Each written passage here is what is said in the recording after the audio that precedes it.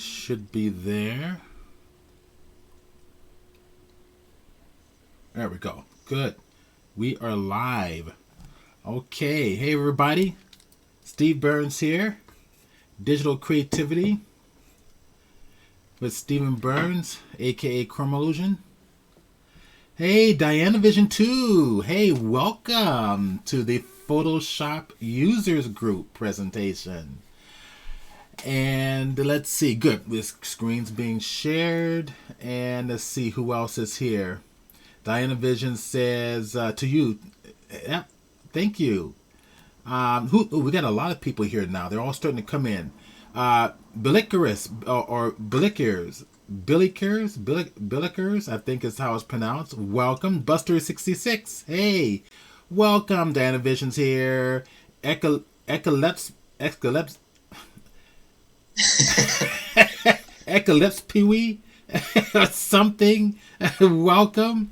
Gretchen Gainsworth. Oh my gosh, it's the wonderful, beautiful Gretchen.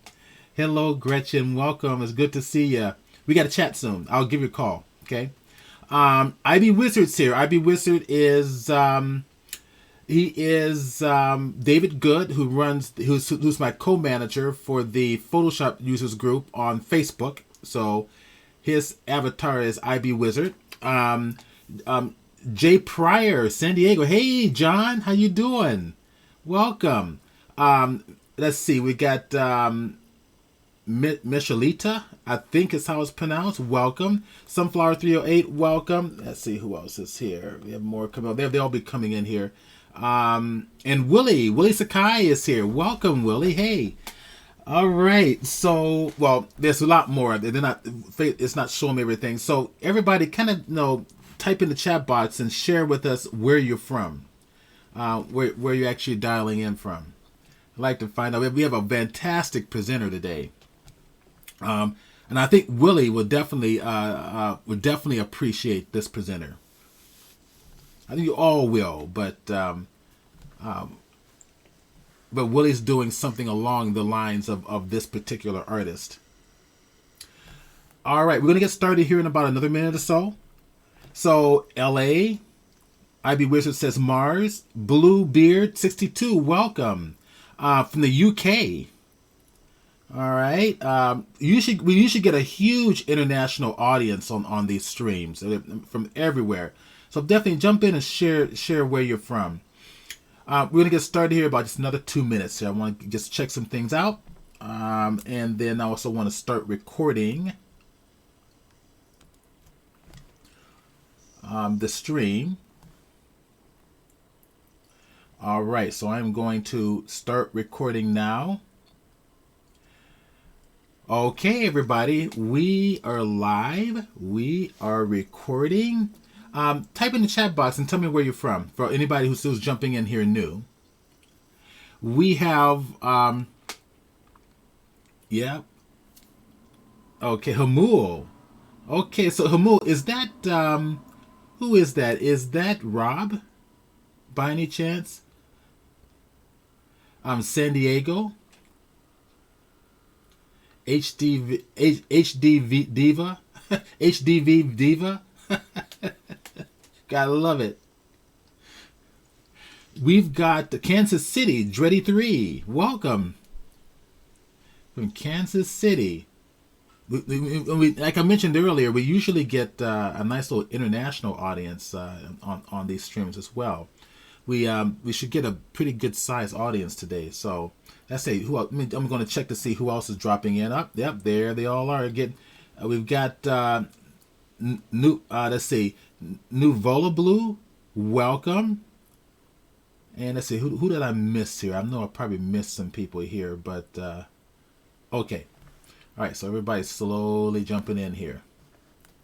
Okay, now let me just check one little thing. We're going to get rocking and rolling.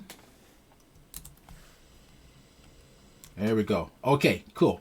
All right, so, okay, Carr Stortebaker, welcome.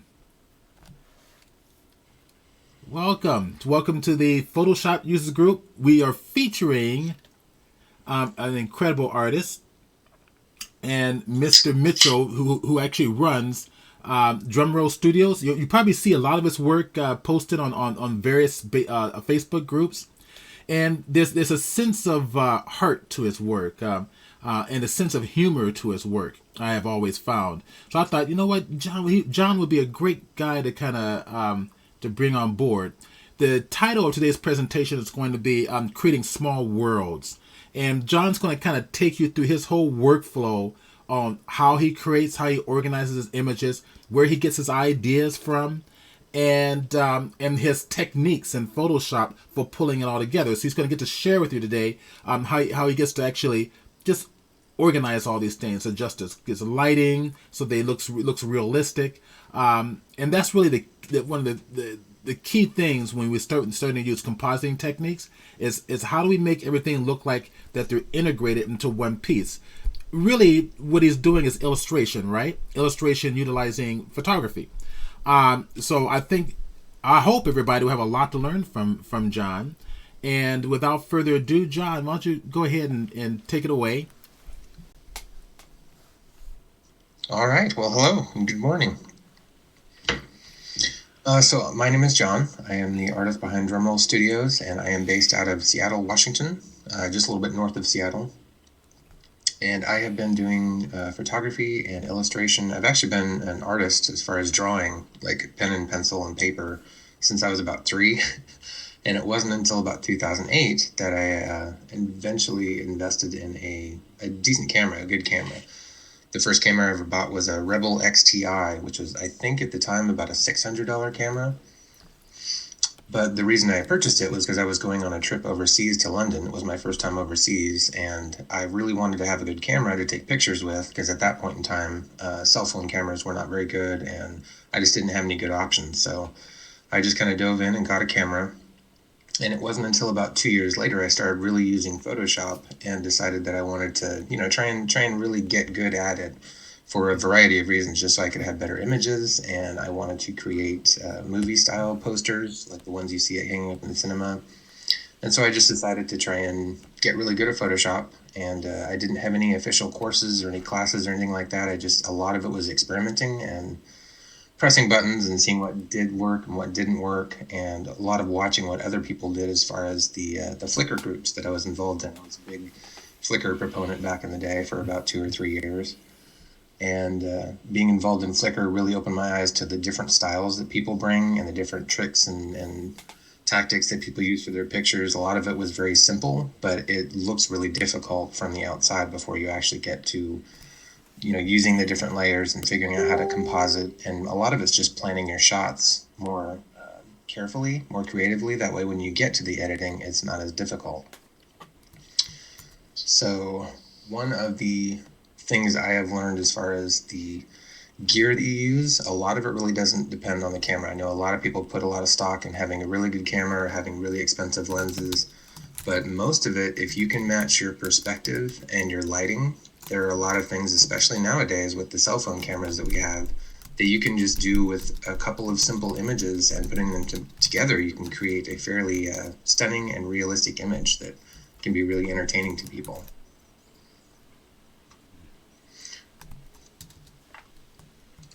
So a few of the things I wanted to just sort of demonstrate, just show a few of the images over the years that I have created, so that people who aren't familiar with my work can check them out. This was the first image that I had ever done in this particular style of small and big objects in the exact same picture. And this was 2010, if I remember right. I don't actually have the Photoshop file for this one, unfortunately, but I did have I still had the original image off of Flickr. And this is only I think it's one shot of the bottle, one shot of me pretending like I'm climbing a rope, and then the reflection that you see in the bottle right beneath my boots is actually the same image of me climbing. It's just flipped, and I think it's slightly warped, possibly. Like, this was a very big experiment for me as far as figuring out what to do with layers and how to make them, what was in my head, come out on screen. And I had drawn a sketch of this ahead of time to try and figure out what I needed to plan out and what I needed to shoot. And this was obviously not a big production. It was several, a couple of different shots in the same area and the same lighting. That way I could match all of that. And then the real trick was in the editing later on. The rope, quote unquote, that I am climbing is actually all digital. There was nothing really there. If you zoom in really close, you can see that it's basically just 2 or 3 different shades of brown that have been drawn in. And I would probably do it a little different now, but this was, 10 years ago. So at the time, it was my only option. I didn't really know what else to do. I didn't want to use real rope because I figured that the tension on it wouldn't be the same. So I just tried to hold my hand in a specific way. And if I remember right, I took a lot of pictures of both myself and the bottle just to make sure I had lots of options to work with. And when I first uploaded this, there were several people that were asking me how in the world I had done it. And they were just so curious. And I told them I just kind of messed around and came up with it. I wasn't following a particular pattern or any kind of tutorial. I hadn't really seen anything like this for myself at that time. I had seen a couple of images people had done, but nothing that was like a step-by-step walkthrough. So I didn't really know, and I just decided that I was gonna try and do it on my own. And over the years after that, there were a couple more that I tried here and there. This is another one that I did with a very small, probably a 7 or 8 inch tall hourglass that has dragon statue elements on it. And again, it was just 1 or 2 shots of each thing and 1 or 2 shots of myself. You can actually see in my left hand, if you zoom in or if you notice, there's a remote in my hand. I didn't even Photoshop that out. I probably should have, but you couldn't really tell unless you knew what you were looking for. And this image, same as with the Jameson bottle one, it was just something I had kind of had an idea for and tried to make work as far as the lighting and the shadows. And this was about probably 2011, maybe late 2011, early 2012. So I had only made a couple of these images at that time, and it really wasn't something that I was known for and or that stuck, I guess. But it was a good indicator for me that not only did I really enjoy this because they're kind of whimsical in a way, they're very, it's almost like just a normal situation for that person, but it's just an extraordinary environment for them. Like taking something that's really big and making it small, as in myself. With the Jameson bottle, it was taking me and making me much, much smaller to be on the bottle. Same with this, it's a normal sized image of the hourglass, but then it's making me much, much smaller. And the difficulties in that were often the lighting and just matching the focus, because it was definitely a learning process for me, because there were several shots that I got where the focus was far too thin, and then things were fuzzy on the larger sized item, but on myself they were way too sharp, so that visually you could tell that something wasn't quite matching up. So over time I just learned to do a little bit different as far as my planning and my setup. Sometimes even going as far as to sketch out an idea ahead of time and get the elements that I needed to sort of round it up. That way when I actually got to shooting, I could make as few mistakes as possible. That was at least the idea, the plan.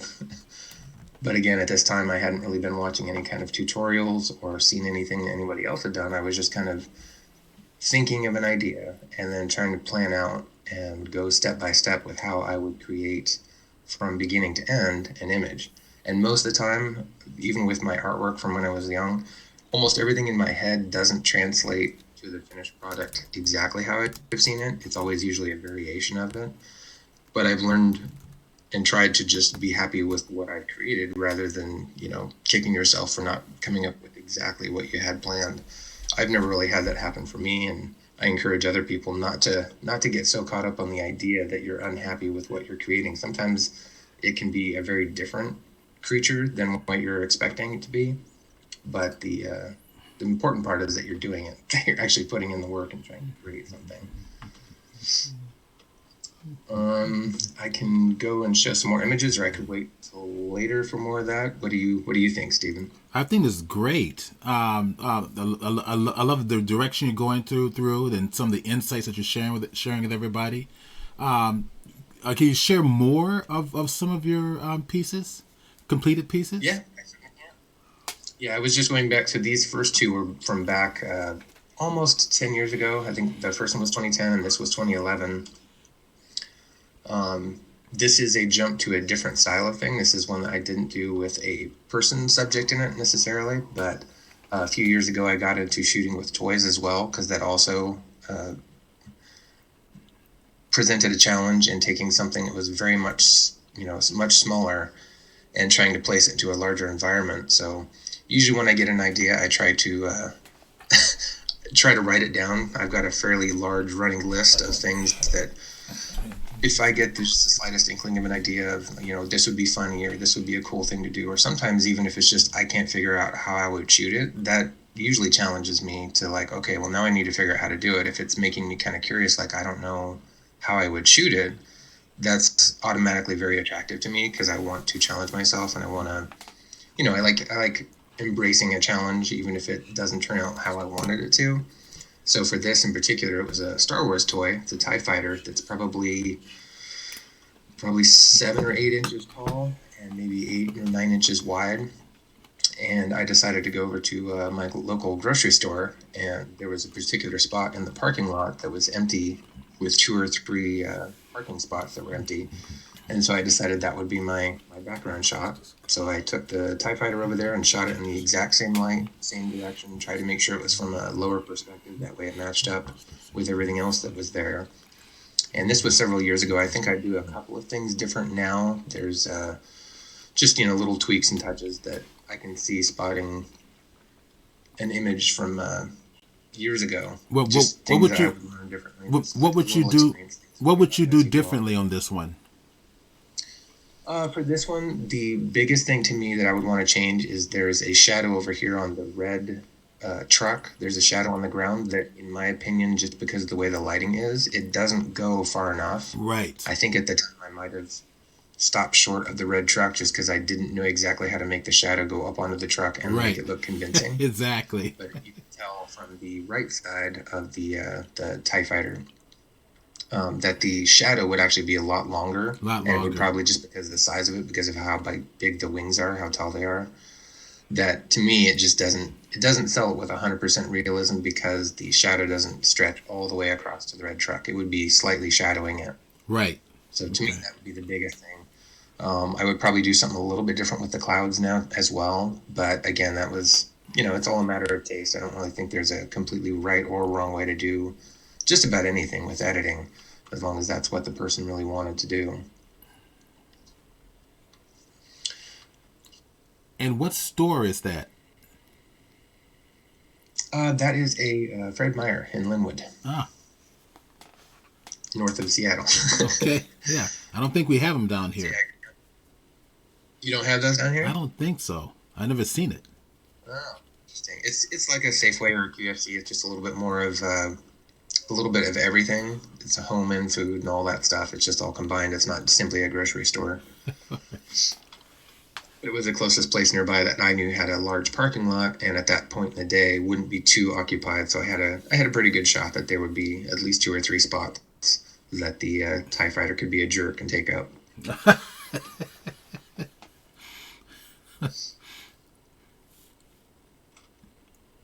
And there have been several people who have asked whether or not, if I know a friend who makes large TIE fighters or something along that, because it was, at first glance, I think it might have been convincing enough to them they didn't understand that it was a toy. And the shadows and such had been photoshopped and faked. So a question, how did you do the lighting on the TIE fighter itself to match it? Did you took an incandescent light source or a flashlight or something to match the lighting in the scene?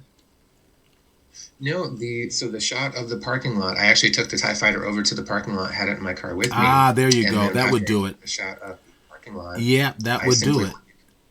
I think I laid down on the ground, or I might have just knelt down just so I could get a much lower perspective. That's great. But I just set the TIE fighter right in the parking spot, and I made sure that the sun was hitting it on I guess it would be its left side, our right side. Right, and that way the TIE fighter would absorb all the colors and all the ambient colors around it and the proper lighting and so forth. Very good. Exactly.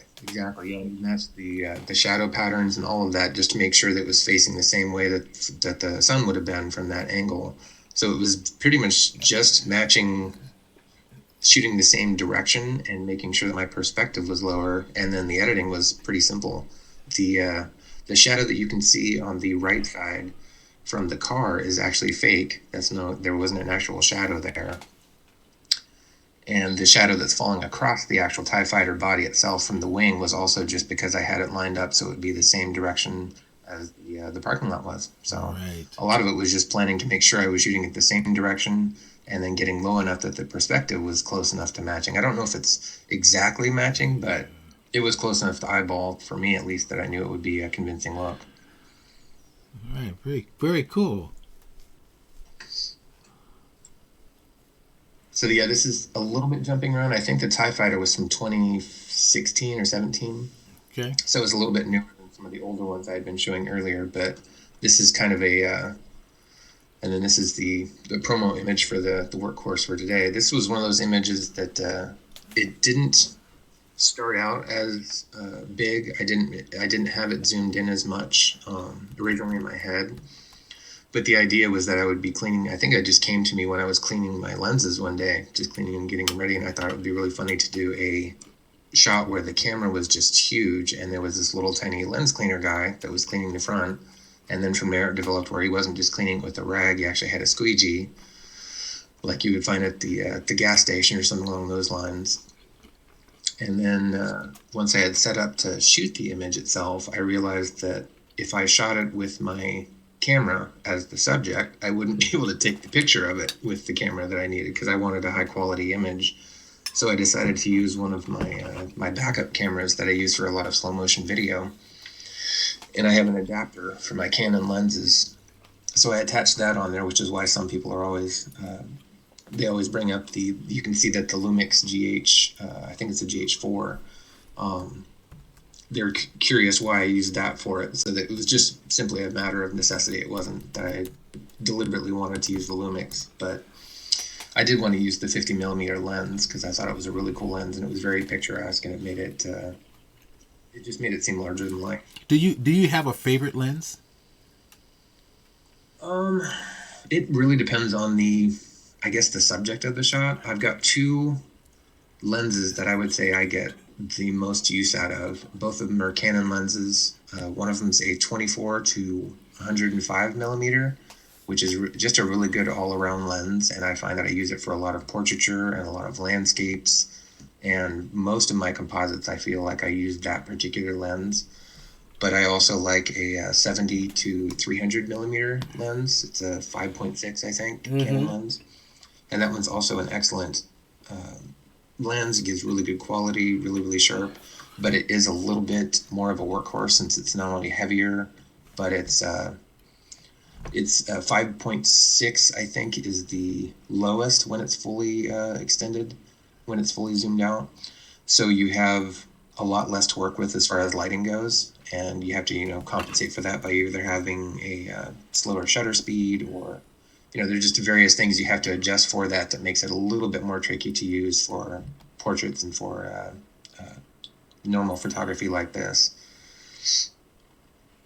I really do like the 50mm that is in this picture as well, but it tends to be one that you have to back up quite a bit from your subject if you want to get everything in frame. So it isn't as versatile Is to that me as the is that the 1.4?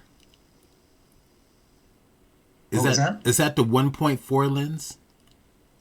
I believe it's the 1.2, 50mm 1.2. 1.2. Yeah, Okay. it's right there on the top of the lens. All right. 1.2. Yeah, you paid some money for that one. Yeah, that was a hefty purchase. I was a little bit nervous when I pressed the buy now button.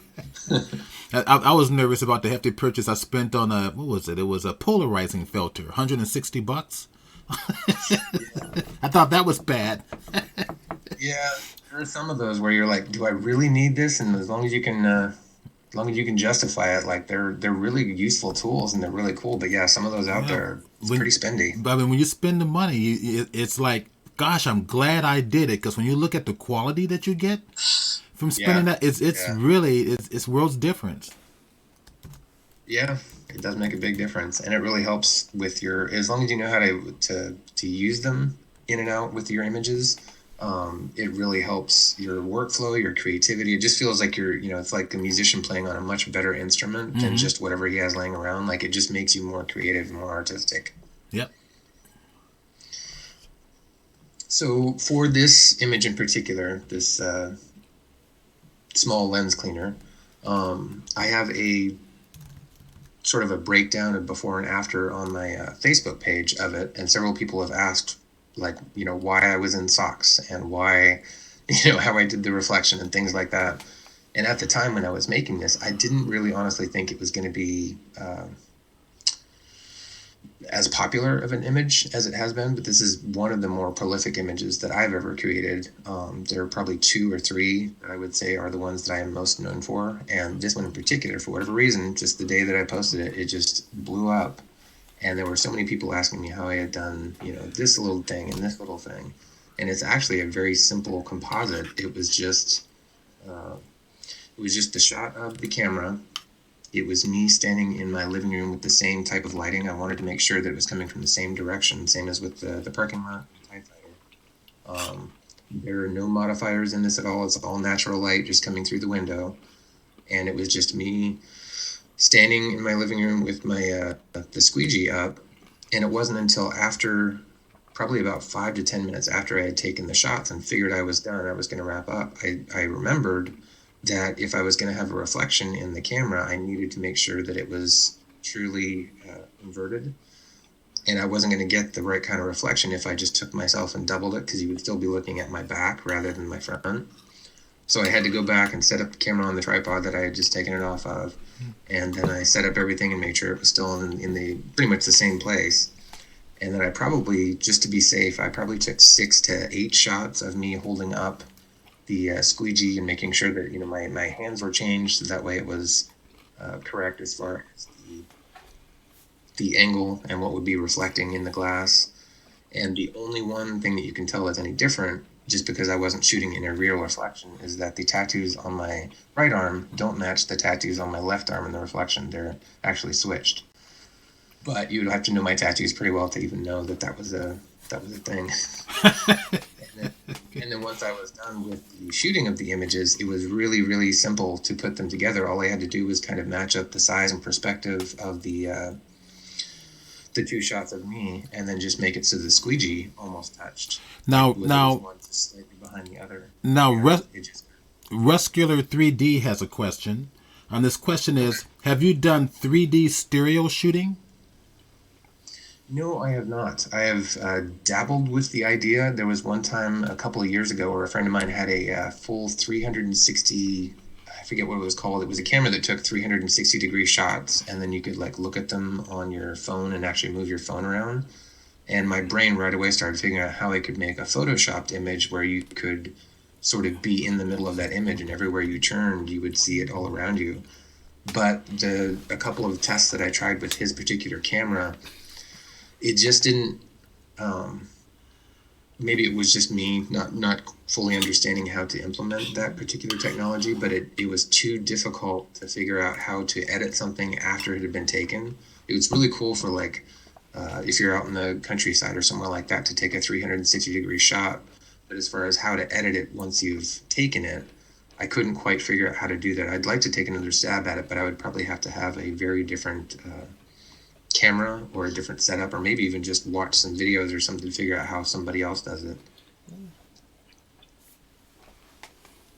I have seen a couple of the 360-degree images where they are edited. Like I think there was one with a dinosaur, a raptor, or a T-Rex or something like that, that once you turned your phone all the way around or turned the 360-degree image around, it basically was like a T-Rex was leaning over you and breathing right into your face, and it was really, really cool. I have no idea how they did it. I would like to do that kind of thing at some point in time. It seems like it'd be a really challenging process, but it also looks like it'd be fairly exhausting for the amount of detail and probably the amount of computer strain that would put on your PC.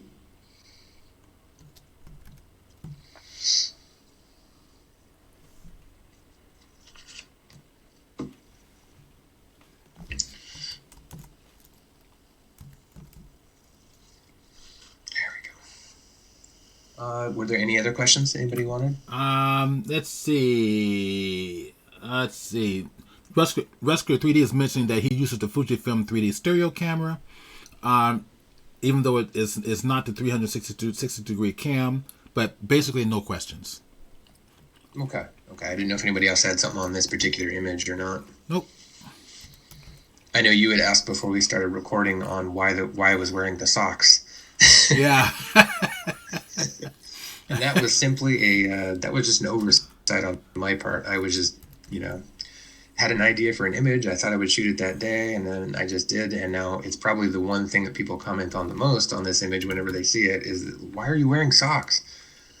But, at the time, you just have to plan ahead, I guess, for what you're going to be looking like in the future. Years later, people are going to be asking you why you're wearing socks in a picture. Yeah, but you learn from these things, though. As you do one, you hear comments, so you do the next one, you start to think completely different. You start to really think about, why am I doing this? Okay, if I should the person be clothed, they're unclothed, or partially clothed, and why? And does it fit in with the story? So it's interesting. Yeah, and that for me, with almost all of the tiny to big images that I have done, I always want to come from a point of view where it's a very common everyday thing in that little person's life. Like most of the time I'm playing a character that's just doing something mundane, like cleaning up, a food spill, or cleaning a camera lens, or just hanging out on a table, or, it's nothing specifically exciting, or you're not on some great adventure. It's just kind of them hanging out. So with the clothing thing, sometimes that features into it where I'm just like, oh, I'll just wear something comfortable that makes it look like the character isn't, trying too hard. You don't want to sit around your kitchen table with a tuxedo on. But it also does make you think about, like we were just saying with the socks. It's just something you kind of plan for in the future to be like, oh, okay, maybe, next time I'll put on boots of some kind, or shoes, or, something like that, just so it helps maybe make the image a little less distracting. But at the same time, I think it is funny that this image looks it's almost overly relaxed. He's just hanging out in his socks, cleaning a camera lens that's probably going to get dusty again right away. Okay, now Bluebeard62 has a question. Actually, let me back up a little bit. You have a couple questions here. Let me start with the first one. Ahi Ab says, when shooting, do you have a scale in mind, such as 1/4 or 1:1 or so forth? Oh, interesting. I don't actually have a particular scale in mind. Sometimes I will try and match, if I am making myself much smaller, sometimes I'll try and just match whatever the object is, and that can be anything from probably 1/12 to 1/6 scale, somewhere in there, but it's never a set thing. It always depends on the item in particular. And even then, once I've shot some things, I will notice that either I will make the thing a little bit smaller, like I'll shrink it down a little bit just to make it match up a little better, or I'll make little tweaks and changes here and there. So there's no specific set size that I go for. So it always depends on the image. So basically, the objects in your scene are probably 1:1 to one another, in relationship to one another, but you're the only, your person is the only adjustment in the whole concept. Yeah, that's almost, I would say, pretty much all of them. There might be a couple here and there that I'm kind of forgetting, but I think pretty much everything else is 1:1. And the guy, the objects that I'm making bigger or making myself smaller, it usually is fed by the idea of the story. That's usually kind of informed on that. Okay. And so if I'll make myself much smaller for some blueberries, which you'll see an image of later on, that was just depending on how big it felt, as far as the if the blueberries were way too big or if they were way too small. I would just kind of modify my particular size once I was editing to just where it felt like it was about the right size comparison to what I wanted. All right, now Bluebeard62, his or her question is, how do you get the perspective for your self-portraits? So that is something that it's hard to describe, because it's almost like an intuitive thing that comes with experience. Early on, when I was doing shots like this, I would take several different angles, several different perspectives, and try and make sure that I would try and get from the images themselves. I would try and make sure everything was perfect right off the bat. And I found out that it's really hard to get the exact perspective. The best thing that I learned to do was try and get the same direction, same angle. So it's like if I'm doing something same as this, the Lumix camera here, with the camera that I was shooting this, I got all the way to the floor, and then I even slightly tilted the camera back towards the ceiling. That way you get that slightly looking upward angle to it. But the camera was as close to the floor as I could possibly get it, just resting it on the floor and then tilting it back. And then once I shot the image of myself, I made sure that it was on a tripod. It wasn't at an extremely lower setting, because then otherwise it would stretch me out since I'm much taller than the camera. But I made sure to get a fairly flat angled shot. And then occasionally, if I find out that I've made a mistake, even if it's just slight in Photoshop, I will edit where I will do the perspective warp just slightly on either the top or the bottom of the image, whatever is going to make it line up a little bit more realistically. But for the most part, when I am shooting nowadays, I don't remember exactly how it was like years ago when I was doing it, but nowadays I can kind of just eyeball something and figure out whether or not I need to have the camera angled much higher or much lower. I always try and make sure I get everything of the subject in the frame. I think that that's really, really important. You can make a lot of modifications afterwards if you really need to, but if you don't have all of your subject in the frame at the time of shooting, you're going to have a problem later on if you try and adjust anything because you're missing part of your subject or of your environment even. And then you have to figure out how to clone something in, or if you had enough shots of it to put a little piece in to help. And that is it on the questions. Okay. Well, I think unless there was anything else on this one, we can move on from this image. Ooh. So this is probably the one image that I am most known for. This was a contest submission back in 2011, and this was probably my fourth or fifth time doing something like this where it was messing with sizes.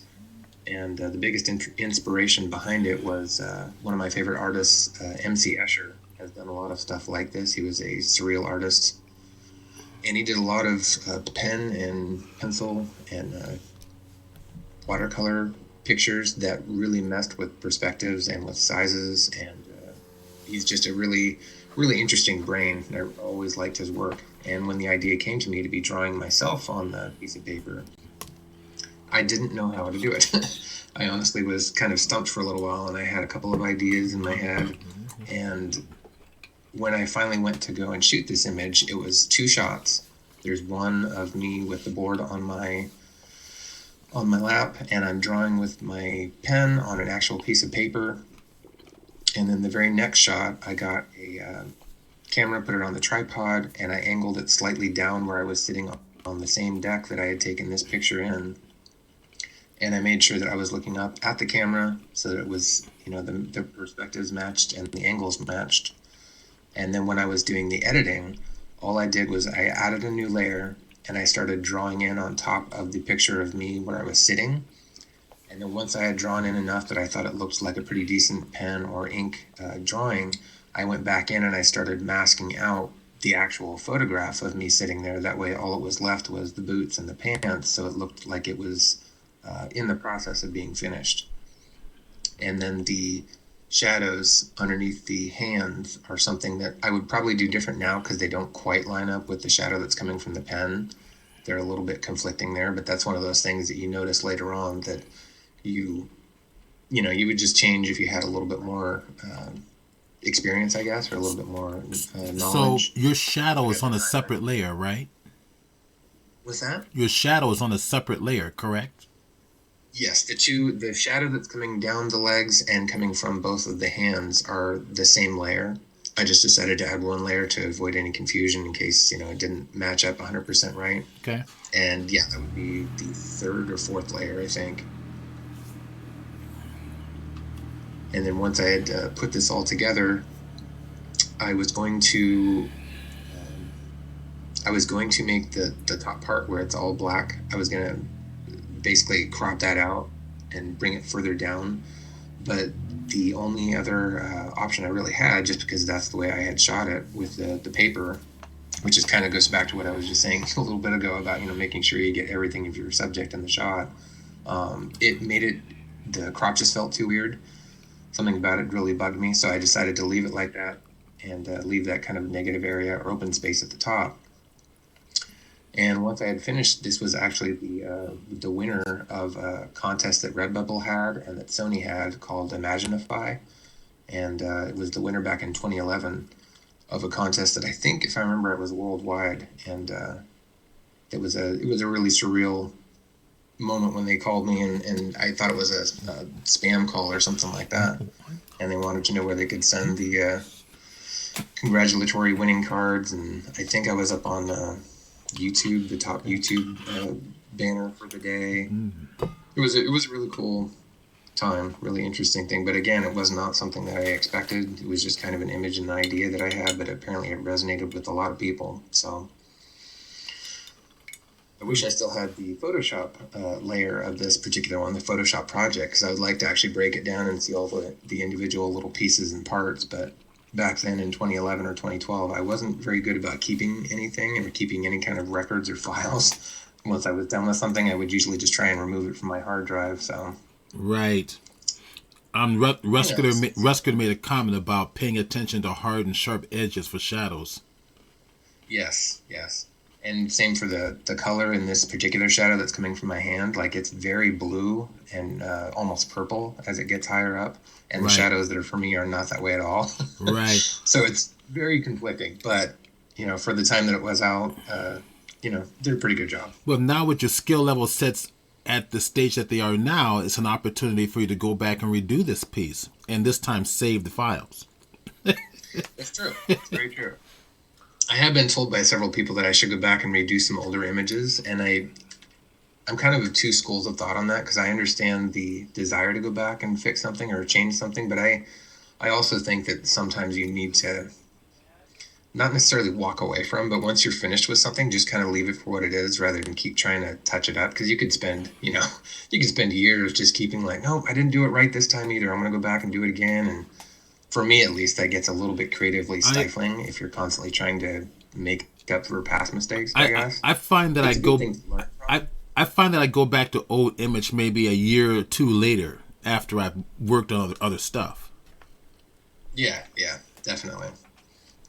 And there are some images that I've over time that I've redone because I've looked at them later on and been like, oh, it would be a really cool thing to do it this way this time, and actually have a bit of a difference in it's almost like an interpretation or like a remake of an image rather than simply going back and fixing something. Right.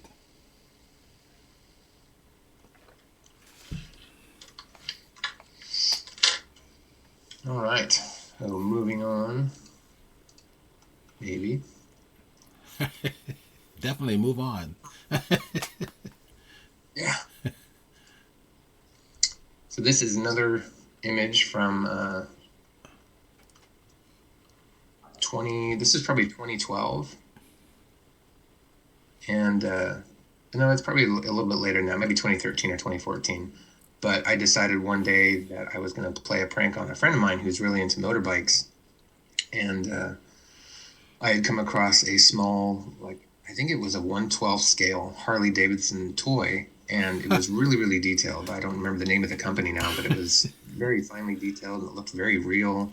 And so I decided I was going to play a prank on him and tell him that I had found somebody who was getting rid of this. They were just throwing this bike out, and I didn't know anything about it, and I told him, some specs on it, because I'm not a big bike guy, but he is, so I knew that he would freak out as soon as he saw that somebody was throwing this away. And so he messaged me and basically was like saying, I'll give you whatever you want for it, and make sure to bring it over to my house. And it was a toy that I had photoshopped myself on simply to fool him. And a couple of other people had noticed as well and commented that they wanted the bike as, they wanted to keep it too. And then I waited, I think, a couple of hours before I showed him a picture of me holding the bike in the palm of my hand, and that it wasn't a full-size bike after all. It was just a toy. And then it was probably, I don't know, maybe an hour or two after that some people started noticing that you can tell that there's blur on the back tire, and there's a little bit of blur towards the front tire because I didn't have my my depth of my field of focus. I didn't have it wide enough to actually capture that in focus as well. But if you just look at it really quickly, a lot of people were fooled into believing that it was a full-size bike, when in reality all it was me just slightly crouching in the street with I didn't have any seat or anything like that. I just slightly made a squat so that it looked kind of like I was sitting on something, and then I photoshopped the bike in underneath me and around me. That's clever. And again, this was one of those things where there's no light modifiers. I didn't have any flashes set up. I just tried to go for simple and effective and use the same setting with the same light and the same angle for both shots, both of me and of the toy. And there's the toy. This is the image that I sent him afterwards. And he had a good laugh about it, but he was also kind of sad and disappointed that I hadn't found him an awesome new bike.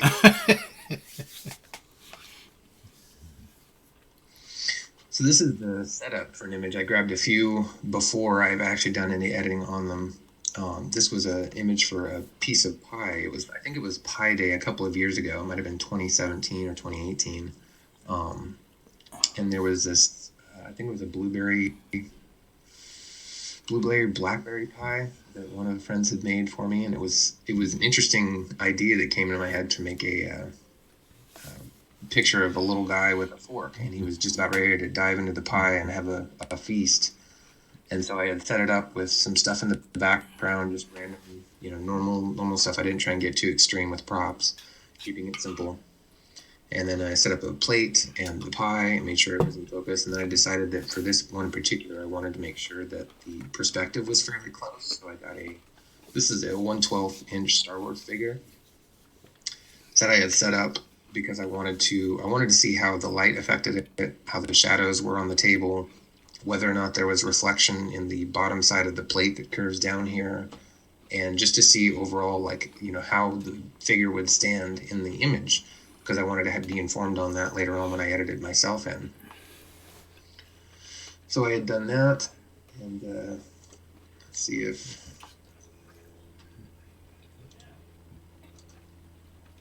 So there is there's the image of the toy by itself, and then I had a shot of just the pie, just the plate by itself as well. I wanted to make sure to get isolated shots, and I take probably anywhere from 3 to 7 shots most of the time anymore, just to make sure I've got good focus, good perspective, and that, in case anything lighting wise changes, I have options to choose from as far as the editing. There's nothing worse than when you finally get down to editing and you're compiling your images and trying to figure out what you have and what you don't have as far as a good look or, a line of sight, and discovering that you need to go and reshoot it. That sucks. And I personally hate that. So I try to make sure that if I'm going to take the time to set up things and shoot, that I'm getting everything I need and more from that particular shoot. That way, even if it's not 100% what I had in my head, I can still make a decent image out of whatever I've gone to shoot, whatever the process is. For this particular image, I don't remember how many lights. I know I had at least one flash that is to the camera's right that is bouncing off the wall and ceiling, and I made sure to leave that in place for all of the shots that I took so that the lighting was all coming from the same direction, and in case anything got any particular kinds of shine, that it would all match later on. So this is the isolated shot of the fork just being propped up by a cuff, just so I can have something to illuminate it from. I didn't want it sitting right on the table because I figured that would make some shadows and possibly make it a difficult editing process later on. And once I had isolated all of those images, I set up the same lights, and you can see on the wall right behind me here where it's really bright, it's bouncing off of the wall there. That way it matches everything I've already taken. And this is just me standing in my kitchen living room area and making sure that I'm looking down at the plate and trying to hold my arms. At first I was holding my left arm a little too low, and thankfully I had taken 3 or 4 different shots, and I had moved both of my arms in various positions and heights just to make sure that if I needed to, I could match up the fork later on. And if I remember right, I even used puppet warp a little bit on my left arm to bring the hand up a little higher for the back end of the fork. But it was close enough with this one that I knew this was the image I wanted to use for the finished shot. Where is it? There it is. And this is the final image. Once I put it all together and masked out the fork, masked out myself and the plate, I made some slight adjustments to where I was standing. You can see that even though I was standing on flat ground in the original shot of myself, I moved it so that my right leg is inside the plate this time and is a little bit higher as if I'm stepping up into the plate. That was just using puppet warp a little bit and making sure that my leg was a little bit shorter so it pulls up. And then there's 2 or 3 layers of shadow added. I think one of them is underneath the hands, both the top and bottom, so that you get that little bit of the shadow falling where the light wouldn't be hitting since it's coming off the wall behind. And then there's a little bit of shadow underneath my left foot that is drawing towards the plate.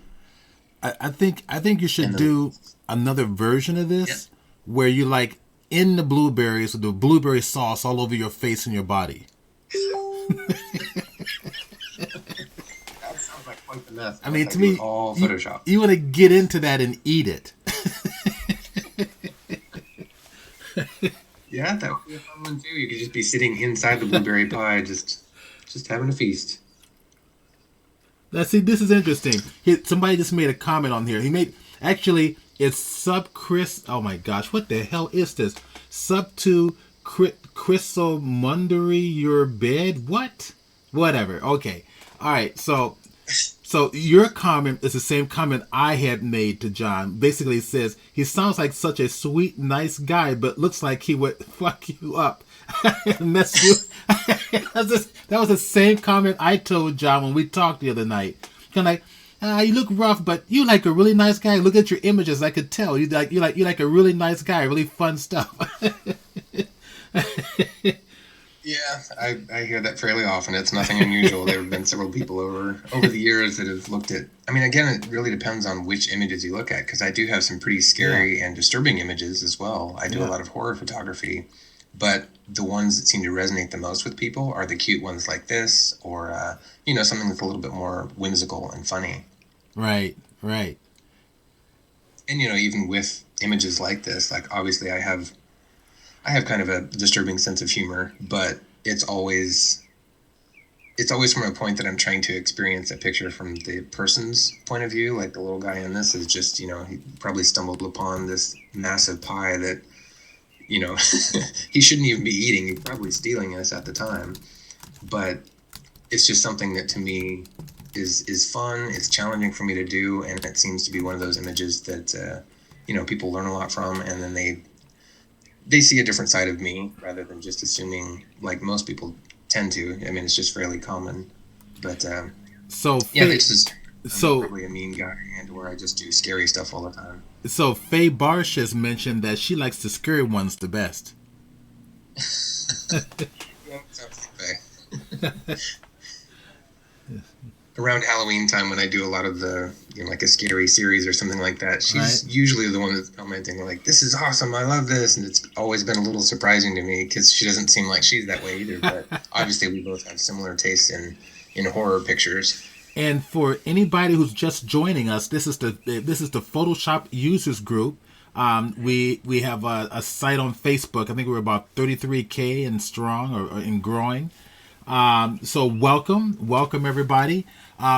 We've got time. We'll take a break in about 30 minutes. We've got about 30 minutes just to kind of let you know. Then we'll take a 15-minute break and we'll come back and do the other half of the meeting. But this is compositing techniques featuring John Mitchell from Drumroll Studios. So if you have any questions, feel free to ask. You're getting comments here from people saying that the work seems amazing. They're really enjoying it. So, okay, go for it. Awesome. Glad to hear it. One of the last notes I was going to make on this image before we moved on was the I was finished editing, and I was just about ready to. I think I'd already even saved it, like like we tend to do, where we save a copy and then save another copy once it's been revised and so on. But I had saved it, and I was just about to close it, and I realized that down here in the plate, um, I didn't have a reflection of my foot, and it didn't register at the time. Like when I was shooting, I didn't actually get a separate image of that. Um, it was more of a idea that it would probably be reflecting in real life if this was a real image of a little guy with a spoon ready to eat some pie. So I had grabbed one of the other alternate shots that I had of myself where my foot was slightly turned a little bit more towards the camera so you could see more of the side of it. And I simply isolated that foot by itself and then photoshopped it into the plate. Made sure to mask it so it was a little bit see-through, because you wouldn't get a super solid contrasted object like that. And then I made sure to match up the shadow as well that came from the foot. And as soon as I had done that, the image to me was 100% done. Like it was one of those things where like, okay, that makes sense now. And I have that happen often through my images. I'll notice like a little detail, like a reflection or even just a spill of light around the camera or something that just, it feels a little bit off without that element being introduced. So it's little things like that that I've learned to try and uh, just keep my eye open for, and make sure that if there is a reflective surface or if there's a place where a shadow would or would not fall, some of it's just experience and learning how to how to introduce elements that maybe weren't 100% natural, but they make the shot feel better, they make the shot look better. um, just little things like that I've learned over time, that if I can find a way to include those, they seem to make the image complete. Oh. And for me at least, it made the picture having that little reflection in there, even if it's something that most people don't even think about or notice. If it wasn't there, I think they would jump out at them. So a comment from, just to let you know, a comment from Illuma Graphics said that this is amazing. And Rescuer 3D says reminds him of the Book of Gnomes. And just as a note for for everybody who's here attending, thank you so much for being here. This is the Photoshop Users Group.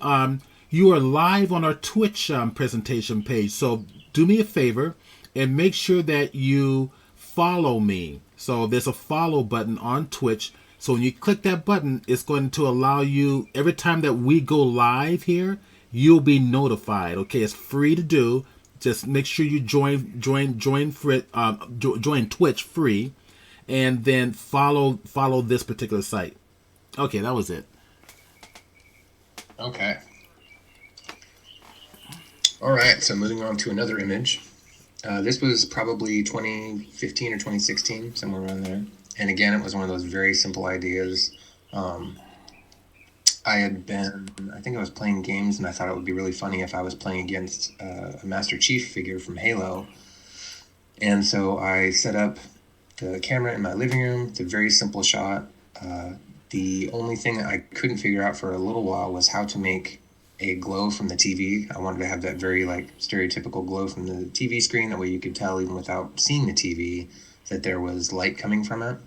And I went through a couple of different ideas. One of them was having the room really, really dark, and it just didn't feel right to me. So I decided that I felt like the image itself, if they were both looking the same direction, and as long as you could kind of tell they were game controllers, the theme itself or the idea would be sold enough that you wouldn't have to have that 1980s TV glow in a darkened room kind of feel.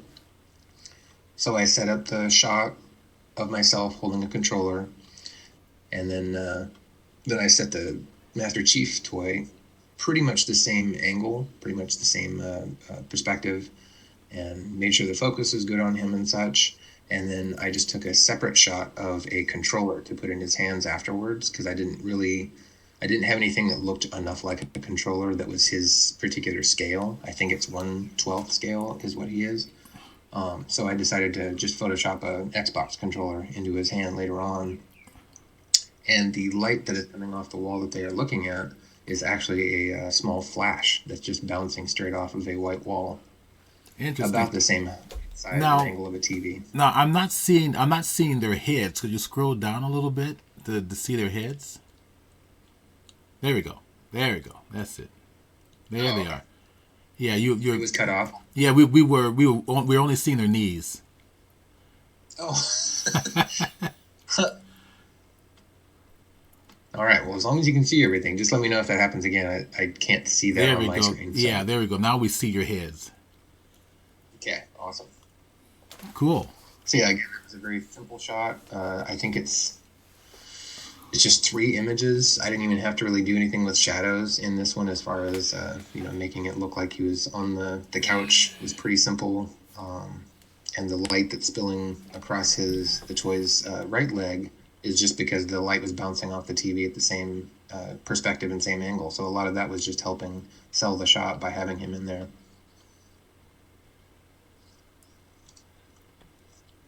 So this is another one that was size. It was a different approach to the size thing that I've done over the years, and most of the time I'm making myself much smaller to match up to a smaller object, whether it's a toy or a piece of pie or something along those lines. And the idea came to me that I should try and do a giant version of myself and make everything else look small, which presents its own kind of a slew of problems. For this one in particular, I knew that there was a building on Capitol Hill in Seattle that I just really loved the look of, with the overgrown plants on the outside of the wall. And so there was a day that I was doing some work in the area or something. I forget exactly why I was up there, but thankfully I had my camera with me, and so I set up outside the building really quickly, and I took probably 4 or 5 shots, and I wasn't even sure 100% of what angle I wanted in particular. But from the right side of the screen all the way over to the left is actually 3 different shots of the buildings that I photoshopped together, because I couldn't get them all in the exact same frame where it wasn't making a fisheye effect, where it wasn't warping them too much. I think I had a 17 to 40 millimeter lens on at the time, and it was the only thing I had on my camera. So to get them all in frame, unfortunately, meant the buildings were slightly curving outwards towards the top and the bottom part of the lens. So to fix that, to try and keep it so that it was still looking up, but it wasn't too warped or too, I forget what the word is, convex, or whichever one it is where they're bending in. I decided to use 3 different images and Photoshop them in together. And then when I got back to my house later on in the day, I made sure that I had the sun still behind me, and I took a photo of myself with my camera all the way down the ground, angled upwards. And it was a 17 to 40 millimeter lens as well, so it was as wide open as possible. I think that way you have that very giant look to a portrait, self-portrait. I guess And I'm noticing the people in the background in the storefront next to the right of the car, parked car. I think it would be cool if it was staged and they were like looking up at you. Yeah, that would have been awesome. If I had had more people in mind, that might be a good idea to do it in the future. Try and get like 3 or 4 people to be in the shots with me that can, I don't even have to Photoshop them in. They can just go stand on the street and look up, and then I could redo the whole shot. And you can actually you can actually make that happen with a composite here. Put their heads on a separate layer and just kind of rotate them upwards. That's true. That's true. Cool. But when I had got the shot of myself in front of my garage back at my place, I probably took 4 or 5 at different angles. I didn't want to make it too extreme because I didn't want it to be, I didn't want my face to be too far angled back. So What I found was, when I was taking a shot, and then I would check the shot to make sure it was similar to what I knew it would need to be, as far as the buildings I already taken shots of.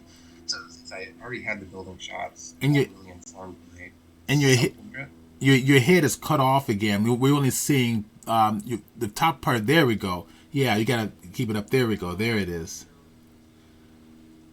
That's towards the top of the picture. I think it might just be when you move angle of my monitor. Yeah, when you move your cursor up, it brings us up. It brings us back to the top. Oh, okay. Okay, that's good to know. So maybe can these be reduced smaller instead of being matched full size? Maybe kind of drop them down and see what happens. Is that any better? Yeah, that's better. So yeah, reduce them small so they're in the middle of your screen. That way it'll be a lot. We can see everything. Now it's still scrolling a little bit. There, make it smaller. Keep going, smaller. Keep going, keep going, keep going. Smaller. Okay, there we go. That's it. Now put it in the center of your screen.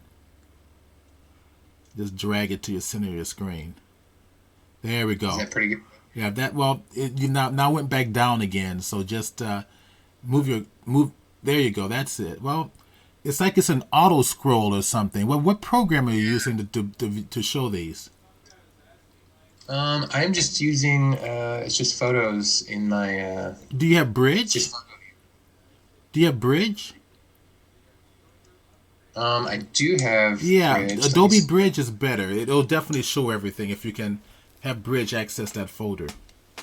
Thanks, Judy McLean. Yeah, I was seeing that too. Everybody's saying it's a killer image. And John had something to do with maximizing the window. It's a Windows thing. So you can maximize Bridge now. It's not going to do that on you. That's a Windows thing with So or is it? Huh? That's interesting because it's showing that it's perfectly in the center of the screen for me, but apparently if I move my monitor or if I move my cursor, it makes it big. Let's see what's going on here. All right, there we go. Let me do it this way for now. So I made adjustments to...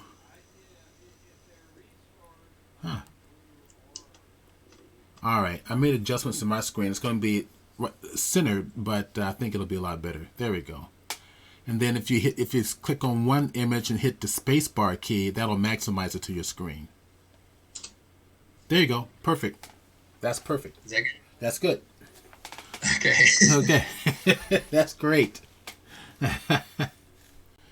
So the last thing I was just going to point out as I remembered it, since this was from years ago, when I was taking those shots of myself to make sure that my face was in view, because if I was just standing straight up and down like I thought should have been, it was too harsh of an angle as far as my face. Like you would basically see a little bit of my chest and my beard, and then that was about it as far as my face goes. So I had to actually bend over a little bit and lean towards the ground and then put my arm up. That way it made sure to match the perspective of the building. Very cool. So it was just one of those things where it was a good thing to check and make sure that my images were coming out similar to what I needed them, and then adjusting depending on what I needed to change to make sure. But you can't really tell in the picture that I'm leaning forward. It's just that it makes so much more sense for the rest of the image if you can see more of me than what you would have been able to with that particular lens. All right. And then okay, I was going to say, how do I get out of this now? Hit space bar again. So, yeah. Yep. There you go. All right. So here's another one. This is one that I actually did last year, and it was part of a Photoshop group that I'm in, and they do weekly themes. It's called the Light Bulb Project. And they usually give a fairly not obscure, but it's a very wide-ranging theme. It'll be something like light or words or something along those lines where you can take it for what you will, and everybody creates something very different. There's only been a couple of times that I've seen stuff that actually matches what somebody else has done, but it's a really cool creative space to come up with an interesting challenge for yourself, basically to interpret something even as simple as a one word into a story of sorts. And this in particular it was an idea that I'd had for a little while, but I hadn't really put a theme to, I guess.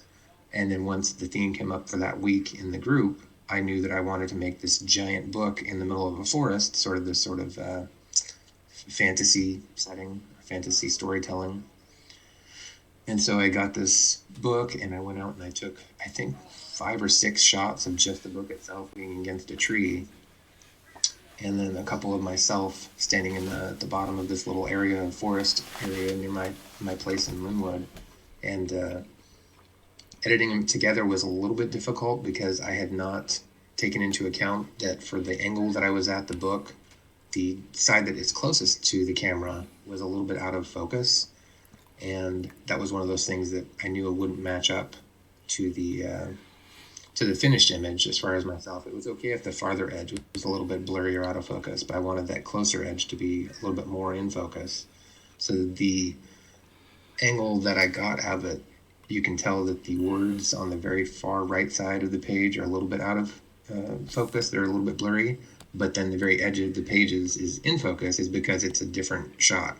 I decided to use one that was a little bit more crisp and Photoshop that in on the very outer edge of the book. And then the shadows and everything else that are added in are all digital. Even the shadow underneath my feet is actually digital because at the time there wasn't harsh enough shadow on myself to match what I thought would have been as far as the lighting on the book. The rays of light that are coming in from the left are also digital. Just little things like that I wanted to add to help with the sort of the sunrise or a magical sort of feel and tone to the image. And then all of the little tiny light spots that you can see on the actual pages are just something that I did with the brush to help look like light was being filtered through the leaves and landing on the page. And before I had done that stuff, the image just felt to me, it felt like it was missing something, like it was kind of lacking something. And I don't even know if that's something that people can see and, tell right away that like, oh, this is obviously digital or not. But for me, just little details like that, same with the reflections in the plate and things like that, they're really important for me to put in there because otherwise it feels like it's not a finished picture. Even if it's not 100% technically perfect, I still like it to have those little details that for me at least help seal and sell the image.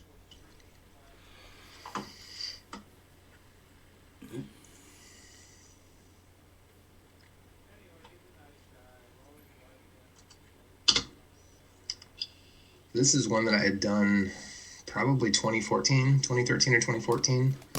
And while the image is not very technically good, in my opinion, it's one of those ones that somebody wanted to know how to do a composite similar to the other ones where it's like a small me versus a regular size environment or object.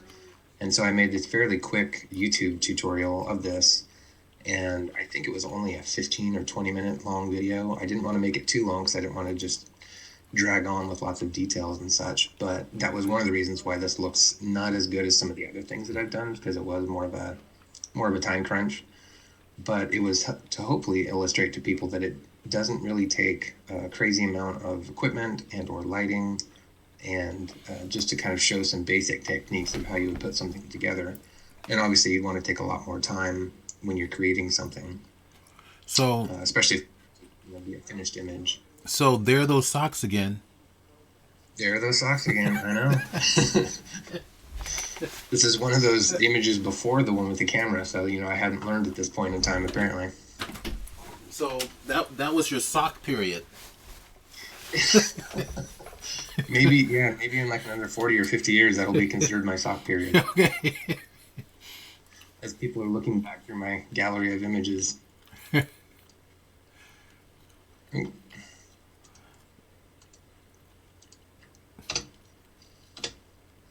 All right. So this was another one that I did in probably 2014 or 2015. And again, was just the idea of, I think it might have been something as simple as somebody talking about a big breakfast or something along those lines. And in my head, I immediately interpreted that as being, me being super, super small and the breakfast itself being the regular sized. So this is probably just 2 or 3 images total. I do remember it was difficult trying to figure out what to put in my hands to sort of simulate a salt shaker because I didn't really have anything that wasn't either incredibly heavy or, was just not the right shape to match up to the salt shaker that I had. So eventually I had just taken 3 or 4 shots of myself holding, I think it was a long pillow, and then eventually I took 2 or 3 just as safeties where I wasn't holding anything. I just had my hands out, which is why my right hand, my bottom hand, looks like it's not quite holding anything. It's just kind of in the air because I should have curled my fingers a little bit more to help sell that particular, holding the weight of the salt shaker. So we can probably still do that with the warp tool, huh? Yeah, you could. And I probably should have done that here. I think I was afraid at the time of messing up my fingers too much, like moving my thumb in too much. But it's one of those things where you're trying to position and act out, and a self-portrait is sometimes it's a more difficult process because you can't really you can't separate yourself to just take the image and make sure to look at, like, if you're trying to help a model adjust themselves, or, you know, if you're trying to get a slightly different angle, you can make those kind of on the fly decisions while you're holding the camera. But once you get back in front of the camera, sometimes your brain skips a track, or at least mine does. And so I'll make little mistakes like that here and there.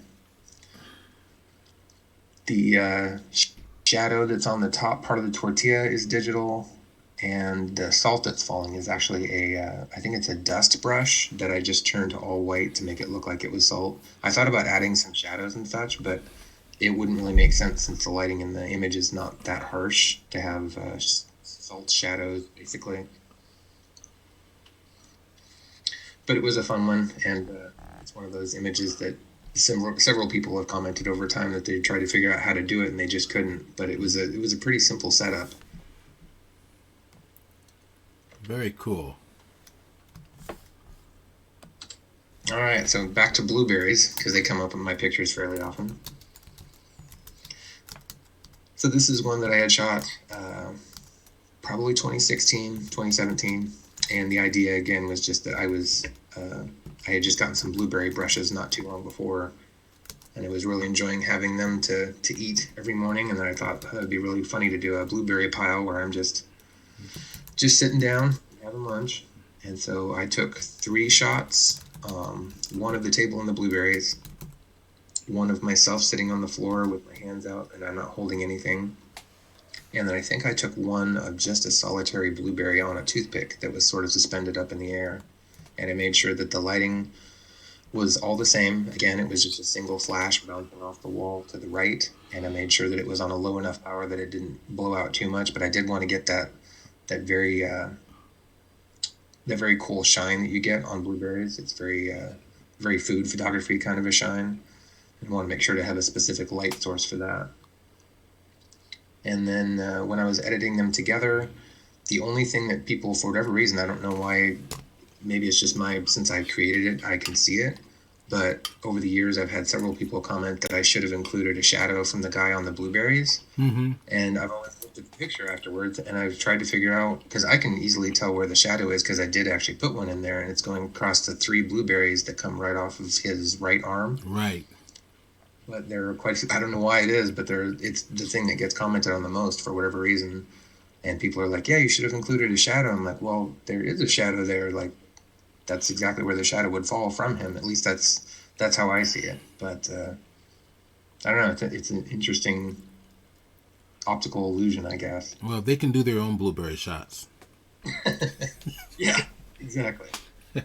And then the last thing I remember including in this was I was trying to figure out how to do blue, like smeared blueberry on my face.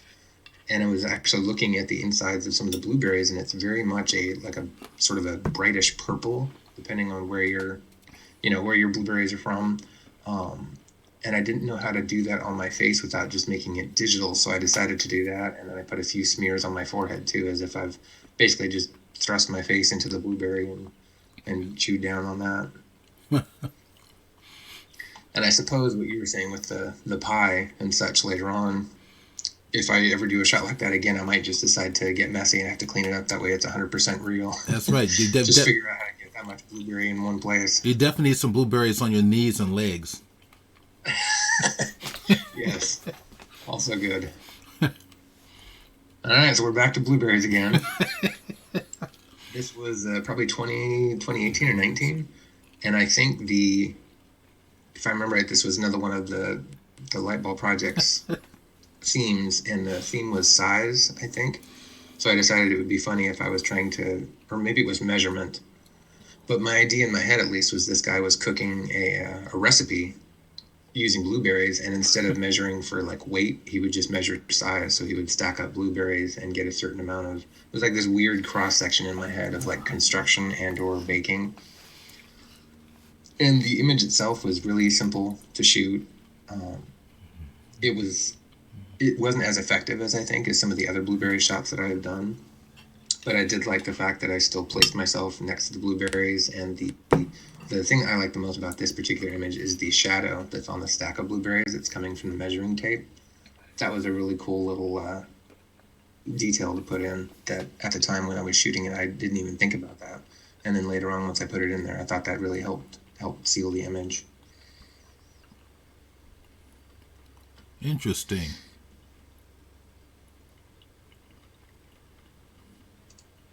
All right.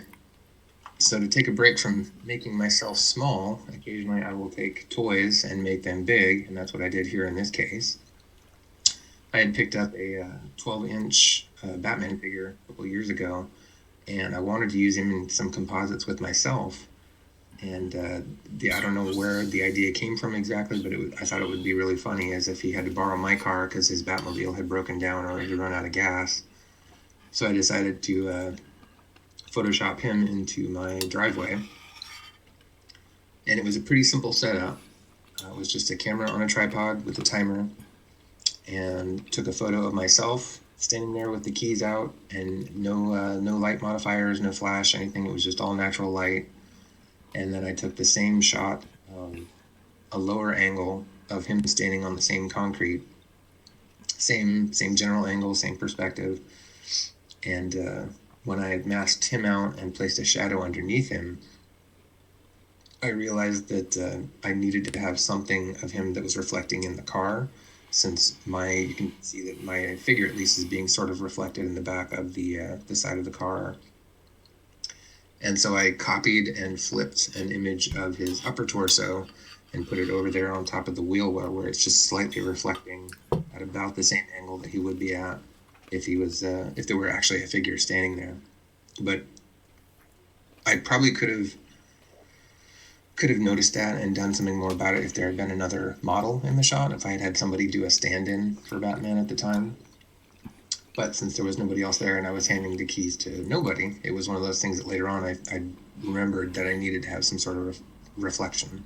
And that's something that years previously I would have just made the mistake of not doing anything and not having a reflection in there. But those little details, just for me at least, help make the image much more real and seal it. And I've actually had quite a few people that have asked if it's a cosplayer that I know in Seattle, because they thought that the suit is real or the person is real, and it's not. It's just a 12-inch toy figure. Very cool.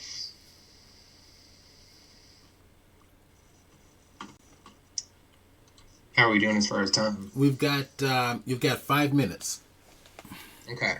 Let me grab a couple more images. So again, with the size idea, taking something that's much smaller and making it bigger, I had the idea a couple years ago of this shot, and it was kind of off the notion that the older things are like memory cards and cameras and things like that, like they grew in size, or actually they started out big, and now we've got tiny little phones that take amazing pictures. I remember the A1 back 20, 30 years ago. You had these rather large, very cumbersome cameras, and so I decided to just completely exaggerate that idea and go really big with an old Canon A1 that I have that doesn't even work anymore, but it's a really cool prop, and I've used it in several different images. And it was a simple setup again, no light modifiers, no flash. The light streaks that you see coming from the top, and there's a little bit of a flare that's right underneath my arm. Those are all digital. Those are done afterwards because I figured that the way the light was angled and that there's a little bit of sparkle coming off the top of the camera, I wanted to match that with some digital light just to help sell it in the image as if it's a light leak coming in from the top of the frame.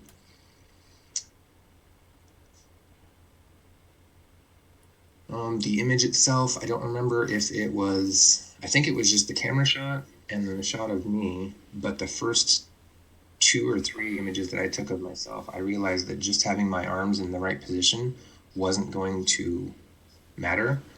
It wasn't going to be a good starting point because there was no shadow to match the camera. So thankfully, I made sure to go over, and you can see there's a blue trash can in the background. I made sure to go over and grab that, and I put it on my back, and I took several shots of that with me carrying it in place of the camera. That way I had an actual shadow that was much larger than just me on the ground. And then I also had a little bit, it served two purposes because it also blocked a lot of the light that I would have had on the back of my head and on the back of my arms that would have been showing up. So in that case, actually having a physical, usable prop to take the place of the camera was the thing that really helped this image, because I would have gone into editing and and been really frustrated knowing that I couldn't eliminate those things and that I would be, too bright for having a camera that's directly on my back. I think that was pretty much what made this image come together, was making sure that trash can was on my back. And there are a couple of different images before and afters that I have on my Facebook page as well that show me holding up the trash can, and that show me just holding up the camera as well. Almost seems like you need a strap around that camera, across your body. I think it had a strap on it originally, and I think I might have edited that out just because of the cumbersomeness of it. This is cool. All right, so this is probably going to be the last one for right now until we take the break. But this is similar to the MC Escher drawing idea that I did earlier, that I showed earlier. And this one was a drawing. The dragon is actually a drawing on paperboard that I did back in 2013. And I had the idea that I would be coloring it in and filling in the little details and such. And so when I set up to do this shot, I made sure that the angle of the camera was probably at a 40 to 45 degree angle on a tripod. And then when I shot myself, I made sure that I was kneeling on the floor, and I even got a fairly long, I think it was like a cardboard tube or something that could mimic the pencil, the colored pencil.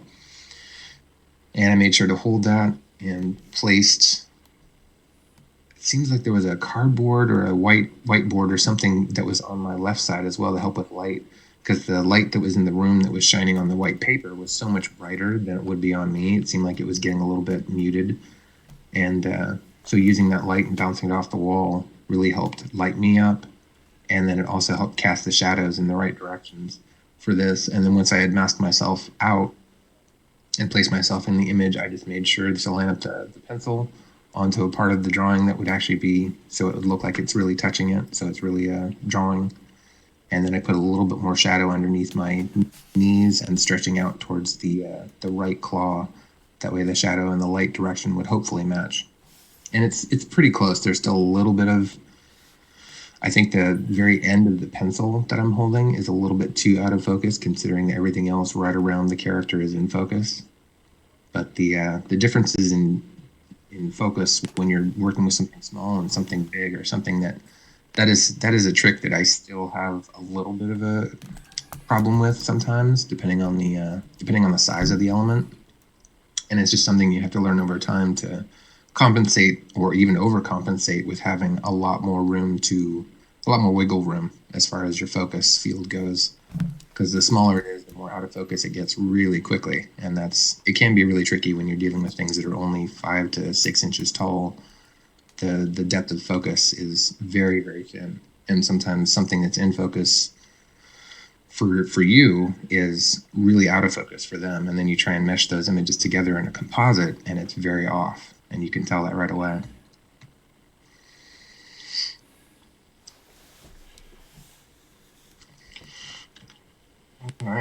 All right. So you wanna call it quits here to take our break. So I don't see any questions in the forum. If anybody has any questions, it might be a good idea to post them now. But we're going to take a 15-minute break. You'll make it a snack break, a bathroom break, whatever you like. And we'll come back and we will start up again. This is wonderful. John, this has been great so far. Everybody's loving it. So let's go ahead and turn on the 15-minute timer. Boom. There we go. It's counting down. And we'll come back and finish up. Okay? And now, when John comes back, it's actually going to show you how he actually creates it. He's going to go into Photoshop and actually create something for you. I think you guys will find that very interesting. Okay, so then yeah, so far we get comments we're getting is like brilliant. They're loving it. So this is great. Thank you, John. All right, come back in 15 or so, and we'll get going again. All right.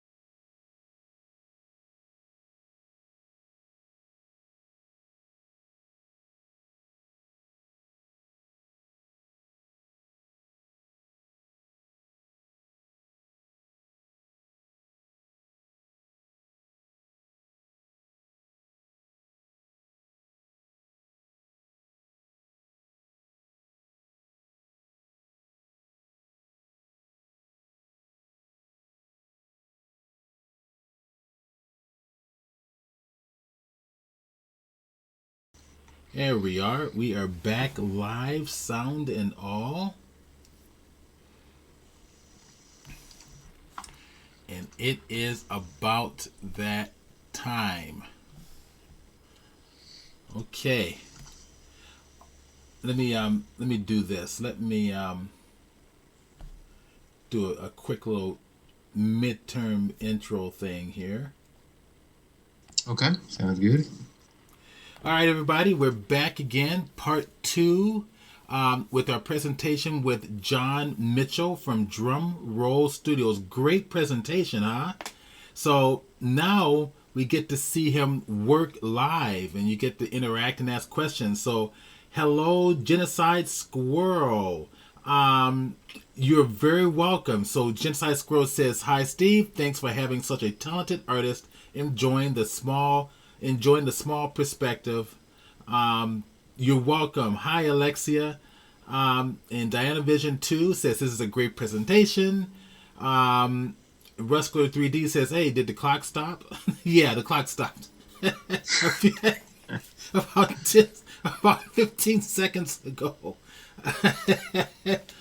All right, so now we're going to get into Photoshop, and he's going to show you his workflow while you get to watch and interact with them. So ask questions and interact, and hopefully you can learn something new from all of this. Okay. So Ahi, I think it's pronounced Ahi Ab, says this is very inspiring. Graphic Studio, welcome. It's about time you get here.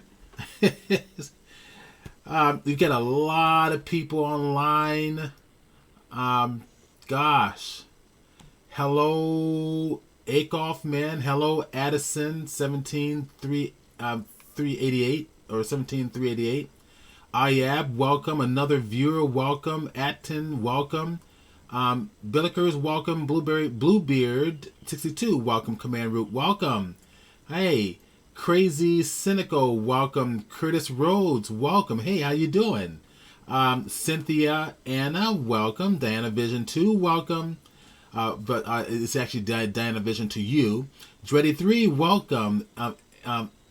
Equilispui, I think I'm going to screw that one up. Welcome. Welcome, Essence. Exitium, welcome. Faye Barsh, welcome. Feet, welcome. Genocide Squirrel, welcome. Graphic Studio, Helge 60, IB Wizard, Luma Graphics, Gemopi, J. Priors S. San Diego, GS 1000, Judy McLean, Lemon Juices, 12, welcome. Let's see, Michelita, welcome. Mandala, Nightwolf Prime, Ramastino, Ruscular 3D, Steph GB. Let's see, what am I missing here? The Jin Kim, welcome. V and K, Virgo Praz, welcome. Willie Sakai, welcome. And there's others on here too. They're just not showing up in that little chat stream. Okay, cool. So I'm going to let John take it away in just a minute. Now, also, I wanted to bring you guys attention to a workshop that I'm going to be teaching, and it's a 4-week workshop. It's sponsored by the Hawaii PhotoCon, and they couldn't do their in-person presentations this year, so we decided to do it online. And it's very inexpensive. 4 weeks. Each week is recorded. You get the recording. I'll put it here in the chat box. Check it out. Would love to see you guys there. We're limited to 25 seats only, but check it out and sign up and join. Okay. All right. Okay. So John, you have the mic. All right. Well, welcome back. Hope everybody had a good break. So, in preparing for this demonstration, I was going through a couple of different images that I know people have been interested in watching me break down and or create from scratch. And this one was particular to me. It felt like it was a good example because it's not extremely difficult, but it was very visually effective. And a lot of people I got a lot of questions asking whether or not this was a difficult picture or how long it took, and it really wasn't that much. I guess I have a slightly skewed perspective because sometimes I've taken anywhere from 4 to 5 hours on some pictures, and that's a lot of time invested for some people. Like, it just seems daunting. But the reality for me is that most of the pictures that I do is at most taking up maybe an hour, sometimes 2 hours. And I don't know if some of it's just from me getting faster and being more efficient over time, or the fact that I've tried to limit and simplify my work and my ideas. I feel like the old adage of simple is better. It really does make a lot more sense unless you want a complicated image. The shooting, the editing, your lighting, the more simple you can make all of those different elements, the easier it's going to be as far as an image when it comes together. So for me, with the editing especially, I try and make sure I'm not going overboard with sharpening or trying to add too many elements into it that it just makes it either complicated and or it almost creates a distraction from the image. You can put too many things in an image really quickly, and some of that is just being experienced enough to know when to back off and when to try and let the story tell itself without being overly simplified. But in this case, for the image that I'm going to be working through today, the idea originally came for like recycling day, like a glass bottle or something like that. And then it was amusing to me if it was the fact that he had gone to the store to get some Coke and he had to just bring back one bottle at a time because he was too small to actually carry a 6-pack. So from there, it just kind of snowballed. My ideas tend to go very big, very quickly. And especially in this case, I wanted to make sure that the lighting was the same. I wanted to get a little bit of reflection from my body on the glass since it is a circular bottle. I knew there would be some amount of reflections, some amount of, things as far as the bottle having light coming through it too. I wanted to make sure that you could see through it. I wasn't sure if Coke was going to work for that originally because the light might not be able to go through the darker liquid.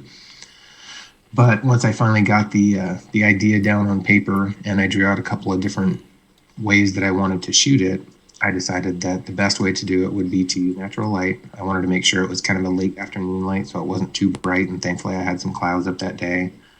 And then once I had put everything together, a lot of it just was positioning and making sure, like with many of my other images, I make sure to shoot 7 to maybe 10 images of each individual prop so that I have plenty of safety and I have different angles to choose from, because for me at least, I know that I can get a little bit picky on which angles or which images I'm going to edit, and some of them feel really, really right, and some of them right away I can tell that that wasn't a good shot, but I'm glad I at least got that one so that I could eliminate it from my options.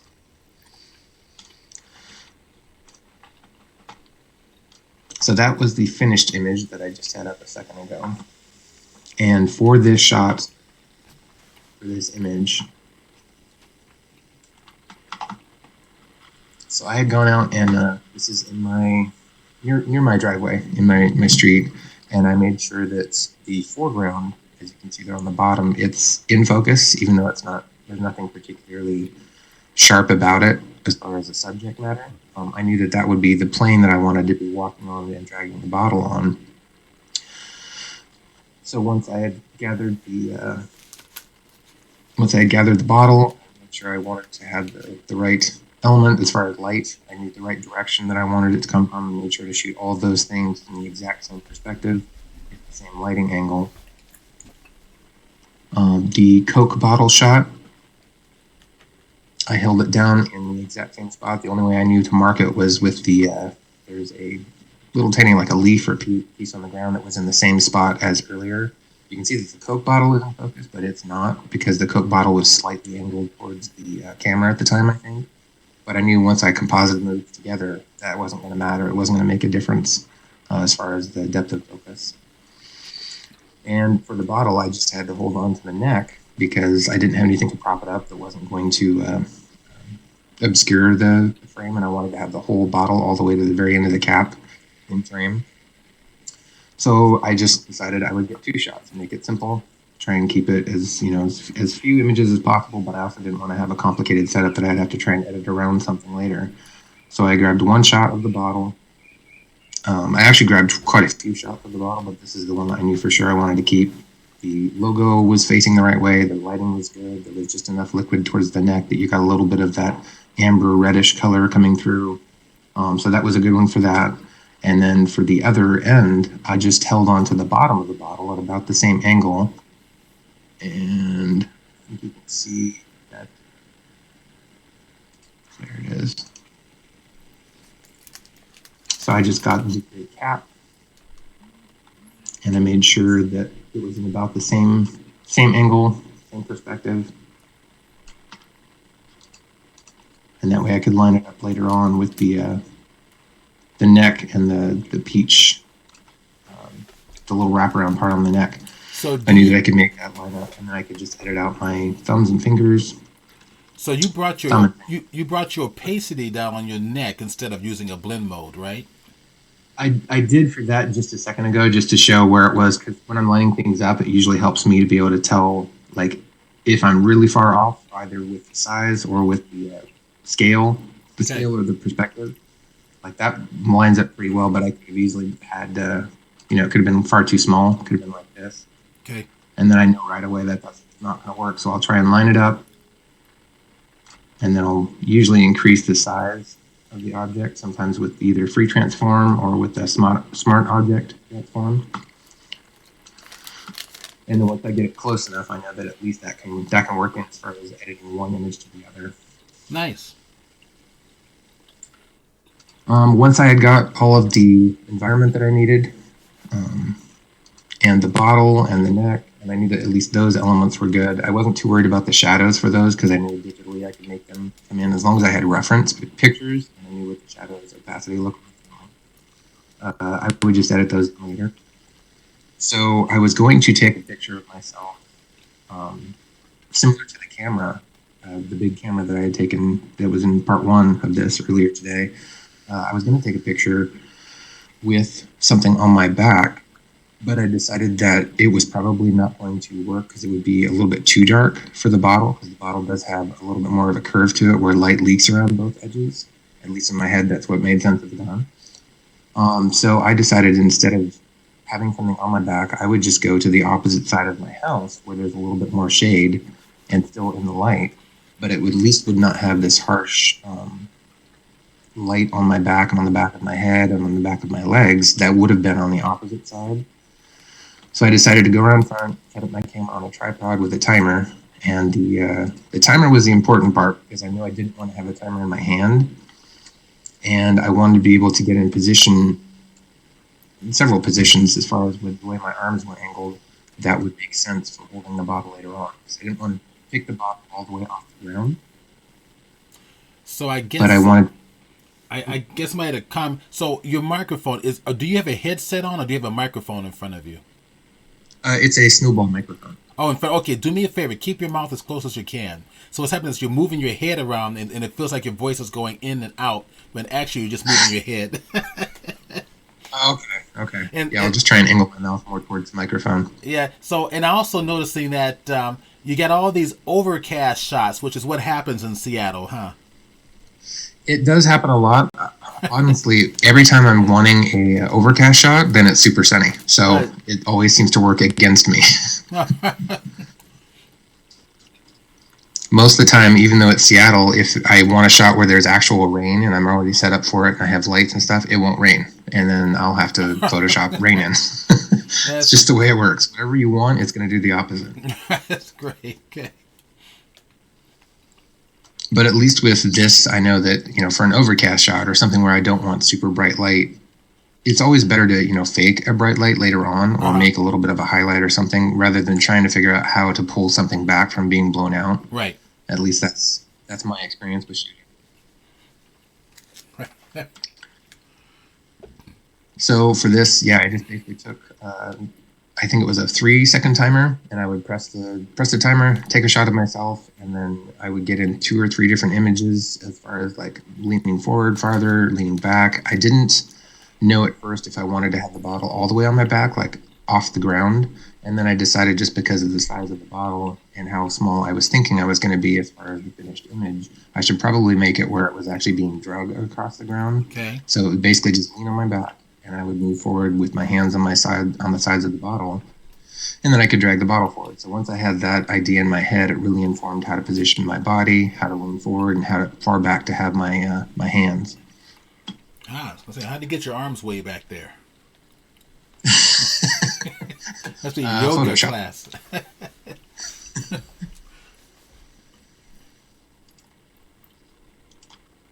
All right, so I am going to, it may be a little bit on the tedious side, but I'm going to try and run through a little bit of the masking process that I use. So for this image, what I would normally do in my process, once I have imported everything through Camera Raw, I will make a few adjustments here and there as far as the shadows and maybe even a little bit of the sharpening, but I try not to change too much of my initial images. And if I do make any changes to, say, the environment, the Coke bottle, or the picture of myself, I make sure that they're all the exact same changes. That way I don't have a problem with something being, the blacks in one picture, one subject being darker than another one.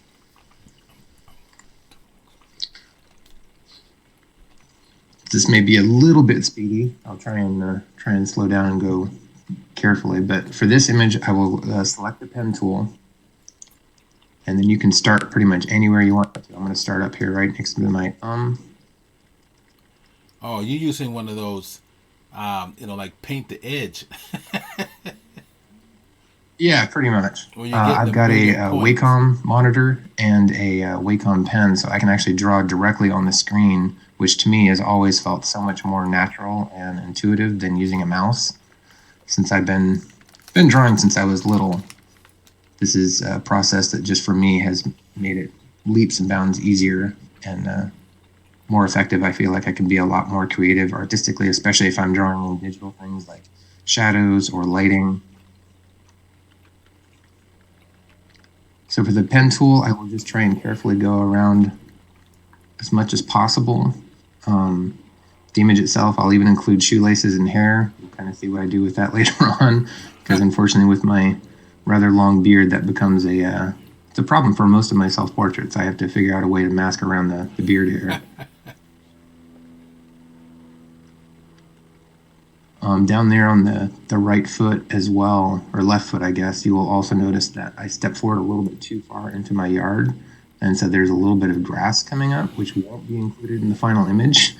That's one of those little mistakes you just kind of have to roll with, and I should have planned better, but it was a fairly easy fix. All I had to do was use a different shot of my foot from one of the other safeties, which is why I say, again, it's so important to shoot as many pictures as possible from different angles. That way you can always have something else to go to, whether or not it's a hand or a foot placement, or even sometimes even just the position of your body. You can get creative with fixing a little mistake like that.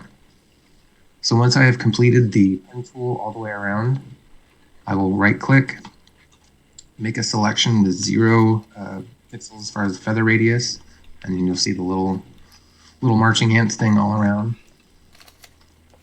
Then I will copy,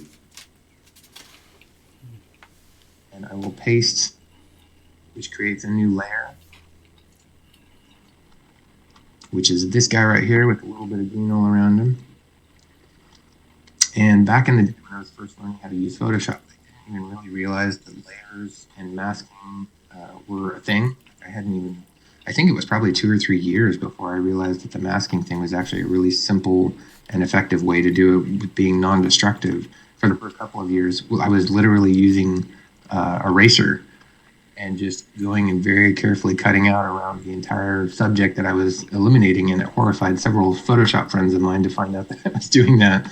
But it was working for me. It was just something I had learned to do just by clicking buttons and figuring out Photoshop from the ground up without any kind of instruction. But thankfully now, using masking, I can make a much simpler, much more effective process as far as editing. So once you've eliminated the layer by itself with the pen tool, you would create a mask And then you go and select a brush. Always depends on how big the scale is of the character that you got, or the subject, the item. But you want to select a brush that has black. I usually go for a very soft brush. You can do a hard brush if you want a hard line around it, but I go for a soft brush at 100% opacity.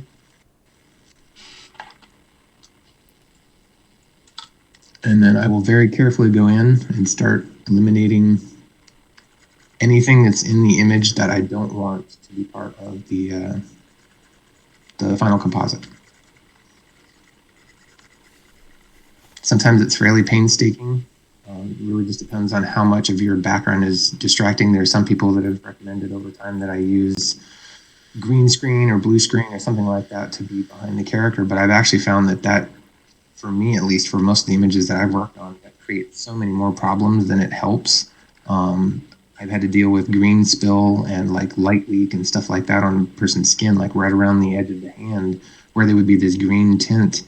And a lot of that is just because of the color is so unnatural that it influences the rest of the image that it's around. So I used the green screen and blue screen a couple of times, and then I was just frustrated enough with that particular process. I figured it was easier to just do it this way and shoot in the natural environment, and then just eliminate what I don't need from the final image. And for me, at least, it makes much more sense. It's a much quicker process. I don't have to do the whole setup and take down of a green screen, and I don't have to deal with the light leaks and the coloring, the color tint sometimes. Plus, I feel like there's a big advantage to not having to always depend on a green screen or a blue screen, something along those lines, that it can kind of constrict your creative process. Whereas if I can just go and set up somewhere without any kind of light modifier or any kind of flash, I can simply focus on the image itself or the elements that I want to do, and have a lot more creative freedom. So I don't know how much of the masking I should go through. I know a lot of people understand at least the concept of masking, whether or not it's something that they do often. But I figured if nothing else, I should go around here and mask the really difficult part, which is my beard. So what I have done for this is I will mask around enough that it creates sort of a soft, hazy, blurry look around the outer edges. And obviously this is not going to be 100% perfect. You'll see what I usually do with my problematic beard here in just a couple of seconds once I've eliminated this mask. The biggest issue with hair is that you usually don't have hair that is so thick that it completely blocks out the background, so you get that little bit of a color tone from whatever is behind, or you get light that leaks through, or you just get a lack of detail sometimes in hair. So if I have found that for myself, at least, when dealing with hair, it is, I don't know what the official or what the correct right way is to do it, but I have found that it is so much easier for me to digitally create a layer based off of the color and the hair that is already previously existing. And I can sort of fake it, and you probably can tell through a lot of my images if you were to go and look at them really, if you were to inspect them very closely, now that you know what I do as far as hair. All right, so what I'm going to do is create a new layer.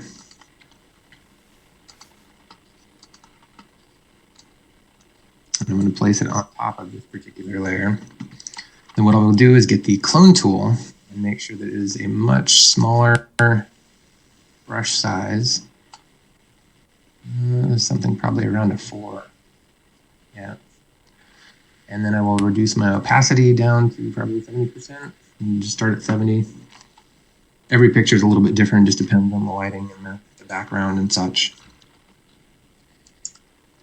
But what I will do is I will select somewhere generally in the color range, and I will select several different places.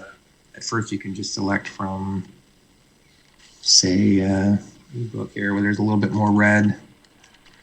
and you hold down Alt and click, and that gives you a subject matter that's selected. And then I'll go back up to the layer that's going to be the hair, the new hair. Ooh, and that might be a little too thin or thick still. Maybe down to 2 pixels. I can get to 2. All right, stay at 3. And then on that new layer, it's selecting off base to what's beneath it. So you want to try to grab several different subjects, several different lighting areas as well to try and make it look as natural as possible. And then I will just go back through and just sort of draw out a few hairs here and there to create sort of a jaggedy edge. That way that blur edge that you already previously had underneath is slightly masked. You're not trying to make it look photo perfect. It doesn't have to look super photorealistic, but you just want enough of the color and the texture that existed previously on the hair underneath that you can have that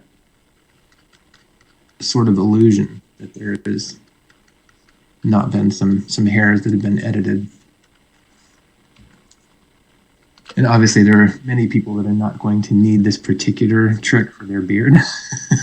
I might be alone in that one, but it does come in handy for a lot of like flyaway hairs and things like that for model portraits, things that you want to have edited out, but not, there are a lot of problems with halos and or light hair or things that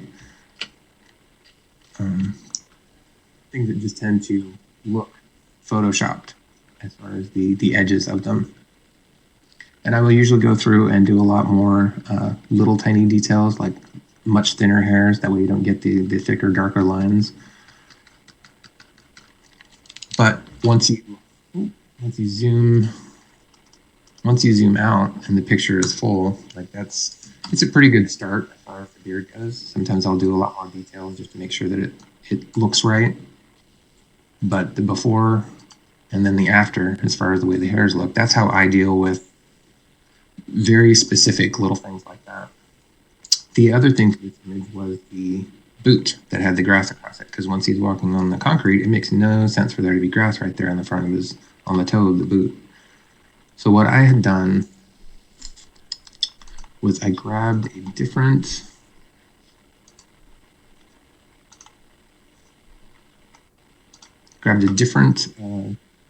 pose, different selection. I might have even grabbed the boot that is on his right foot, my right foot. I don't know why I keep saying his. Yeah, I think that's what I did. So if you can see here, there's the original boot that has grass on it. What I've done is I've cloned and then pasted a shot of the other boot so that I can get rid of that grass mistake that I had made by stepping too close to it. And then that just takes over for the front of his other foot. So something that I didn't intend to do, but I had to Photoshop. It just helps to have little tricks like that in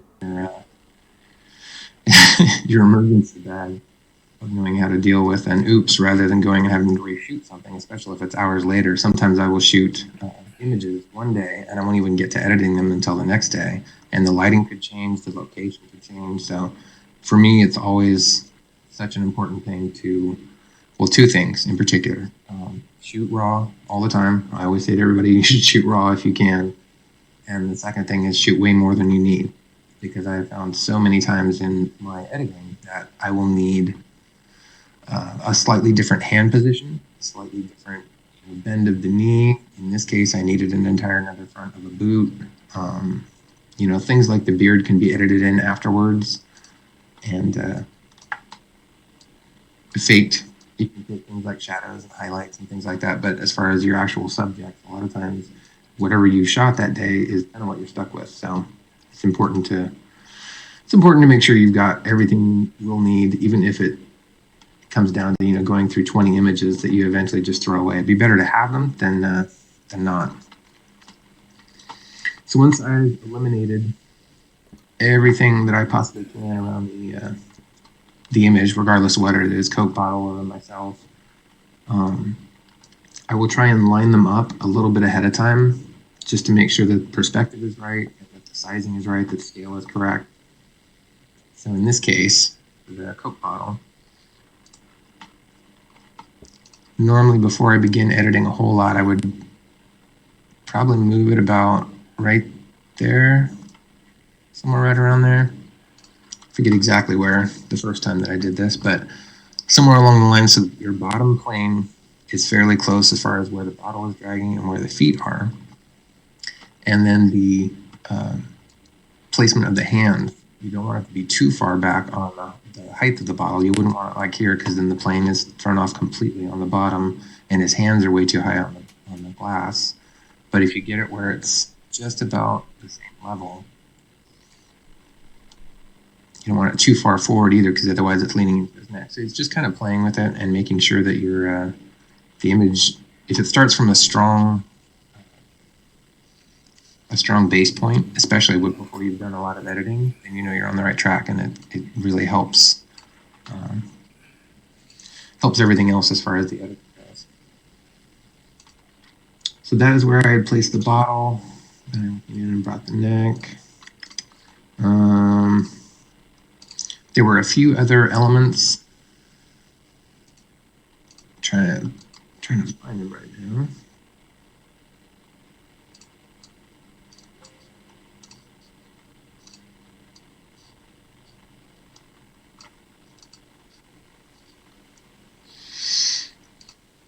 All right, so once I've lined up the general images, you can see that while there is some light coming through back there, if I was actually physically there, this little guy was really there carrying the bottle or dragging the bottle, there wouldn't be a whole lot of light coming through because it's right against his back, and that would completely cut off any light. So what I did here was I went and carefully created a layer that is just a dark brush, and it's just to have a little bit of shadow at the top of the shoulders where there wouldn't be light leaking through, and then around here along the back. There's a little bit that comes down past the arm towards the hand, but I didn't want to get too carried away with making a really dark shadow there, because it is not only more out in the light, but it's also on the right against the glass, so there wouldn't be a whole lot of shadow. It would be really specifically close to the hand, since there's not a lot of distance to have a shadow be cast on. The next thing that I noticed that I probably should have shot at the time, but it didn't really matter a whole lot, was that I did want to have some reflections along the top. So I could have shot a separate shot of my arm just being extended like that. But what I did in place of that was I just selected the image and I dragged down with the lasso tool to create basically just an arm by itself, just the part of the forearm, the elbow, and the shoulder, and then I would copy paste that to a new layer. Then I moved that behind. There it is right there. Oh, so it's just simply a shot of the arm by itself, isolated on its own separate layer, and then I drop the opacity down to 30. That's the arm right there by itself. I dropped it down to 30 so that it looks like it's reflecting in the glass behind. But all it really is the exact same shot, just duplicated and moved up a little bit. And it looks like I must have moved it since then. And the only people that would know any different as far as it not being a reflection that I shot separately are the ones that can tell right there, the tattoo. You can see there's a skull that's reflected on both, and it wouldn't be the same. Wouldn't be the same image. It'd be a flipped image. So that's the reflection, the shadow. The next thing up would be creating some sort of shadow for the under the bottle and under my feet, and you can tell there's nothing there as far as what was existing before. I've removed that completely from where the bottle was touching the ground and where my feet were touching the sidewalk. But I know, at least from the image of the Coke bottle, how the shadows are supposed to look right there. You can see that they're very dark where it's touching, but then it very quickly goes into being blurry, and the opacity goes off a lot. So knowing that, I usually try and create I'll create a separate layer simply for the brush so that I can take a black brush and where is it? Oh, there it is. Nope, that's not it. There we go. So I will usually just go in and paint very dark right around wherever subjects are touching. If they're actually resting on the ground, I will go in with a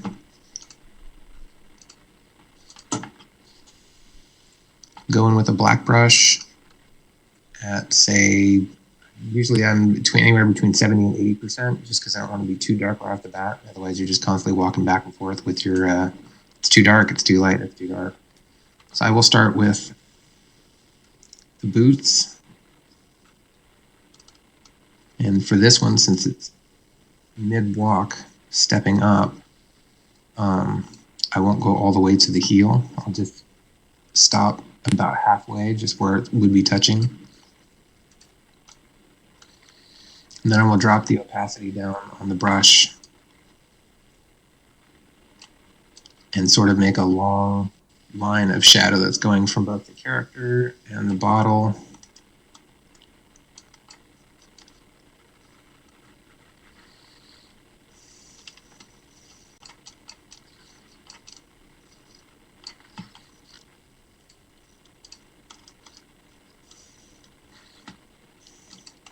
And then I tend to get pretty fussy with my shadows. I don't like them too dark. I don't like them too light.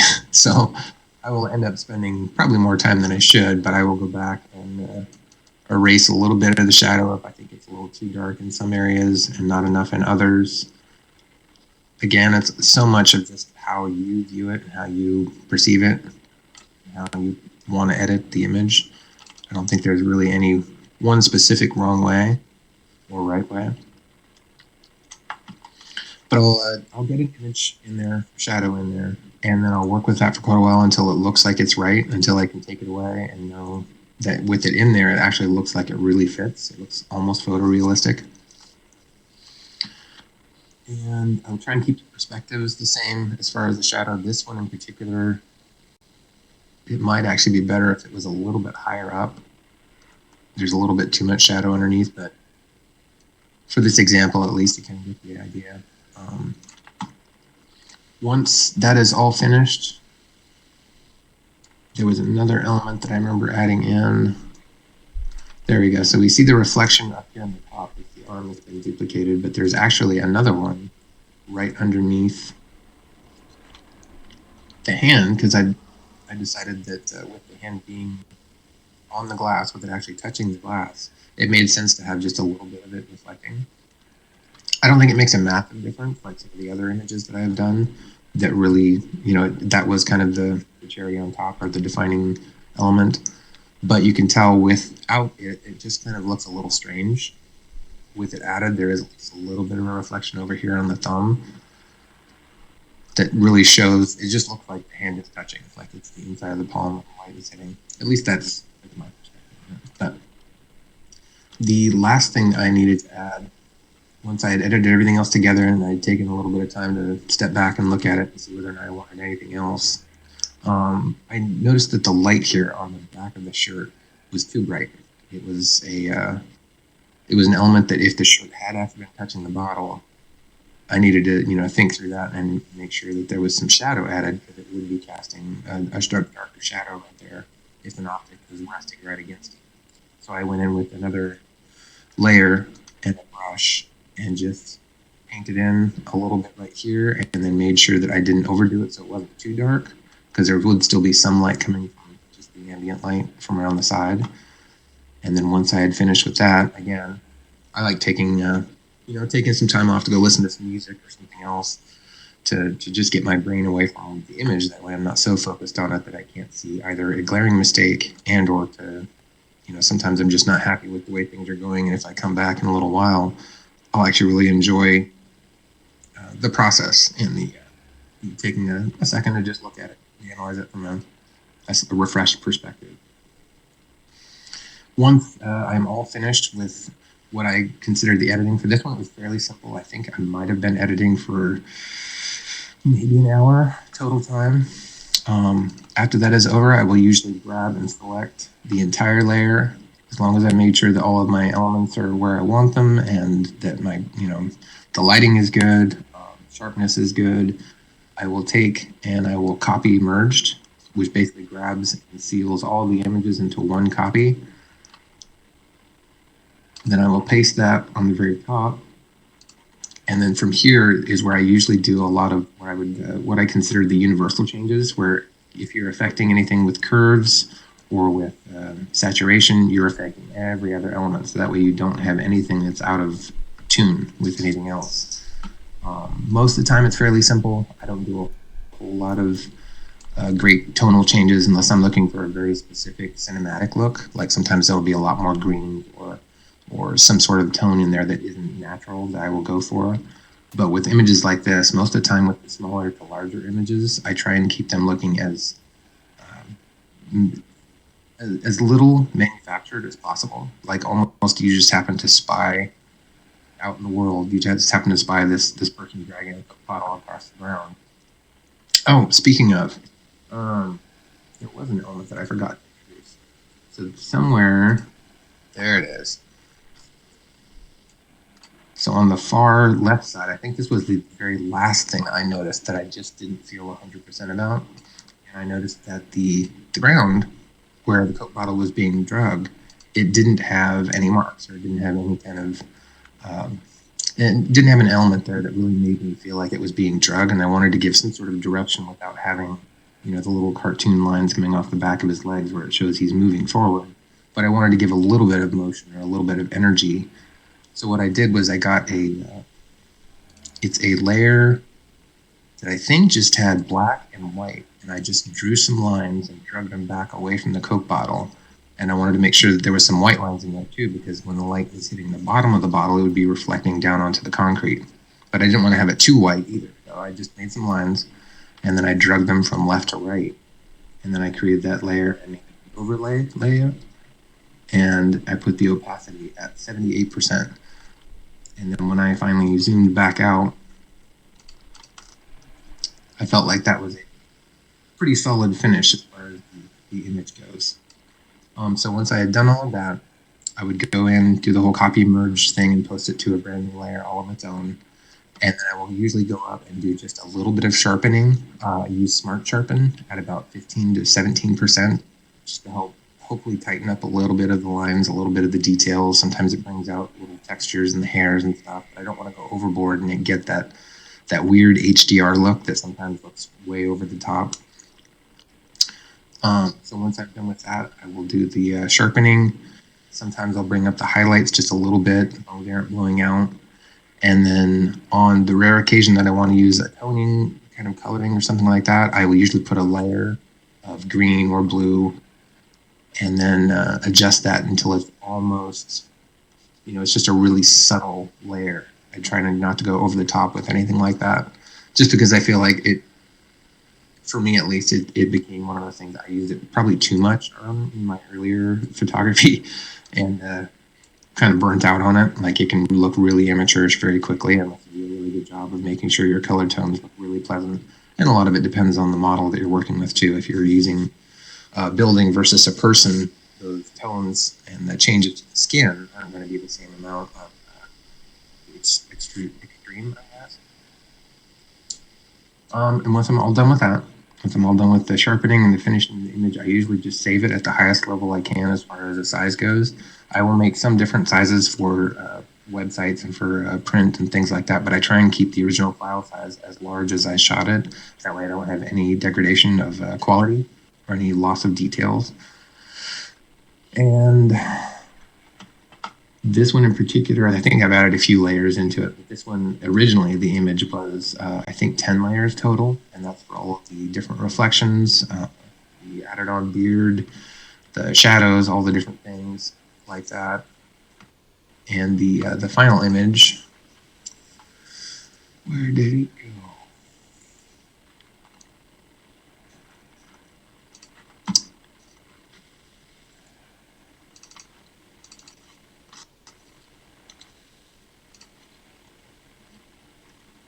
So after all the sharpening and everything else, this would be the final image that I wound up with, and I was really happy with it.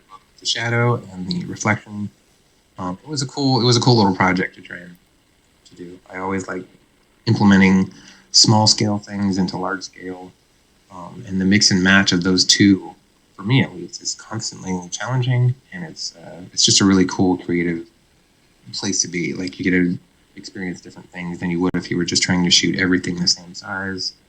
And for me at least, it helps a lot with the storytelling too, because I tend to place the characters in situations where they're either cleaning up a mess or doing something mundane like going to the store, or just being at home. There's one I have of a little guy who gets trapped in a mousetrap because he's trying to get some pizza.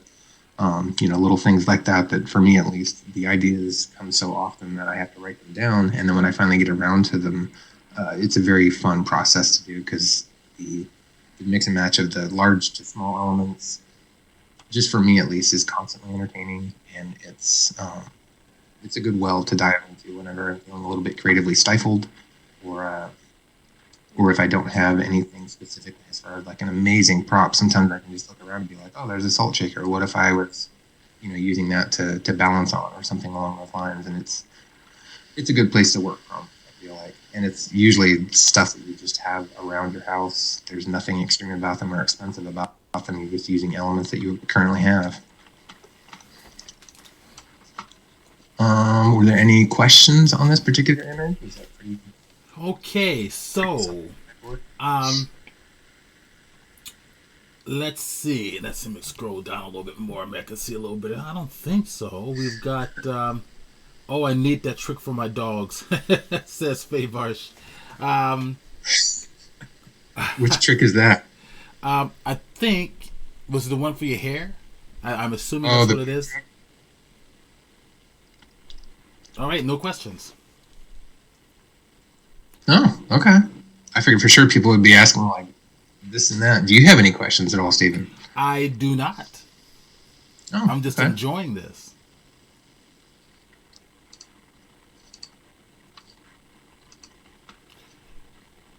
But that looks nice and clean.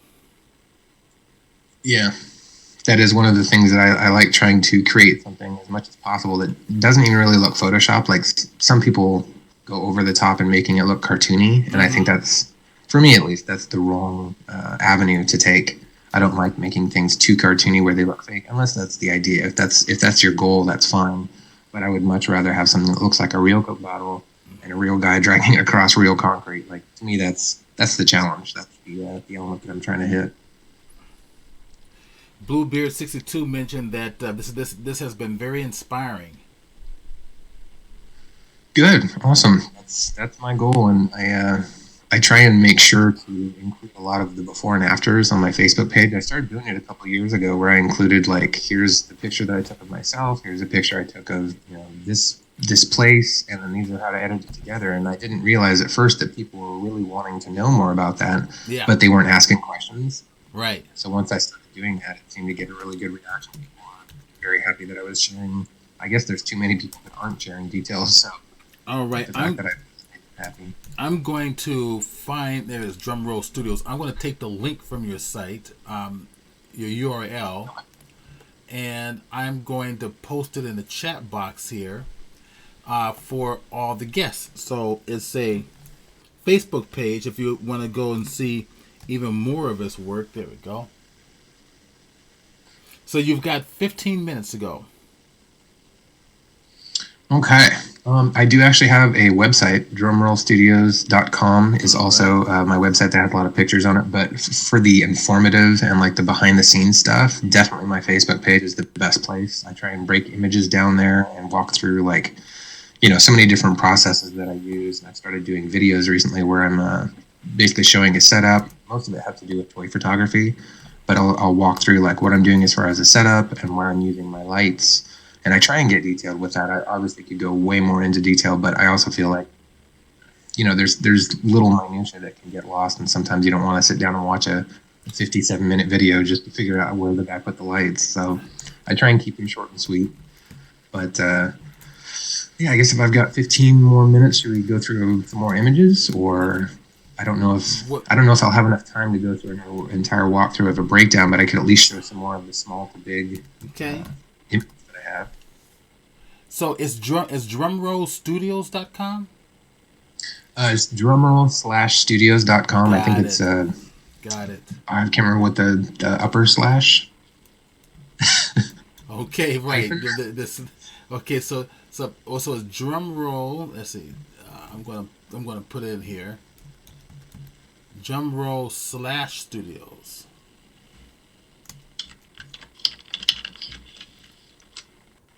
The upper. You mean dash or slash? It's a dash. Sorry, I just Dash. did it for myself just to make sure. So it's Okay. currently displaying on There you go. the image. So that's my actual Facebook page where I have. I think there's close to 27,000 images right now from all over the different projects that I've done over the last decade. A lot of live shows, but the box there that has Visions is the name of it.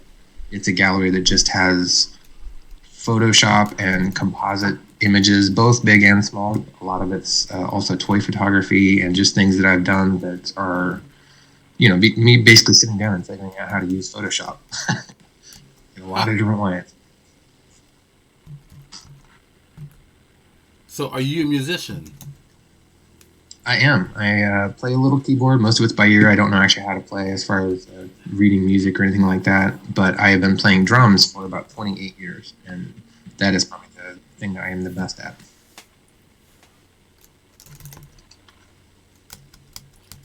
Thanks, Faye. Faye put the link to your website. Faye is also another admin on the Photoshop users website on the Facebook page as well, along with David.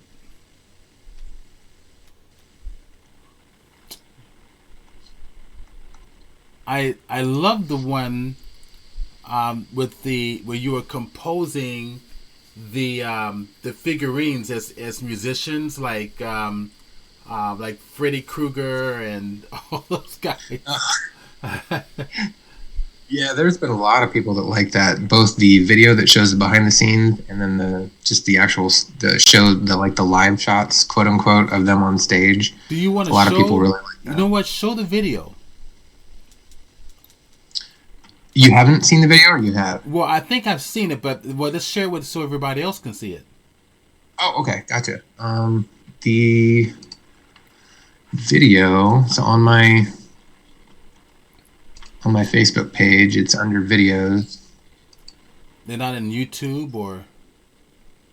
I think it's on. Yeah, I think it's on YouTube as well. I'm trying to remember where I put it. I know I was having problems uploading it to Instagram for whatever reason, but it should be on YouTube and it should be on my Facebook page as well. But yeah, it's just behind the scenes. It shows me setting them up on the table and how I'm using the lights and the smoke.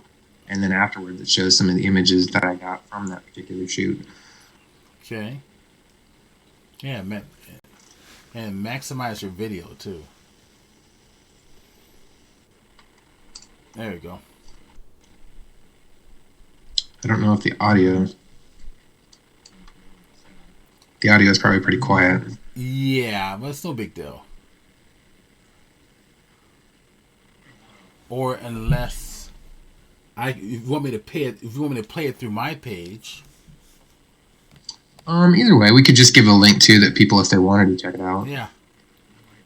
You can kind of see the light set up as I'm doing it here, and then Okay, I've got the figures themselves are pretty posed. I'm going to the videos link now. So you see the one you chose was. Let me find it here. It should be.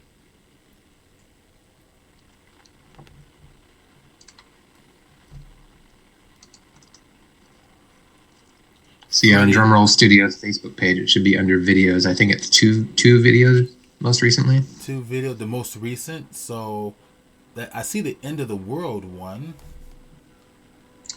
Yeah, that's the most recent one. I think. Here it is. Found videos. it. Here it is. Freddy and the Nightmares. Yes. Got it. All right. So let me pull this on over, and I'm going to maximize. All right. So here's a quick run through of my setup. Got everybody set up in place where I want them. Been angling it and working on it and grinding on it for quite a while. Probably almost 2 hours now as far as just positioning people and getting lights and everything set up. So I've got one light to the stage left, far stage left. Got one light down here, right underneath, basically underneath the stage, giving a little light to Freddie and Jason. I've got a third light, this orange one right here, so that we get this overhead light for both Freddie and Jason.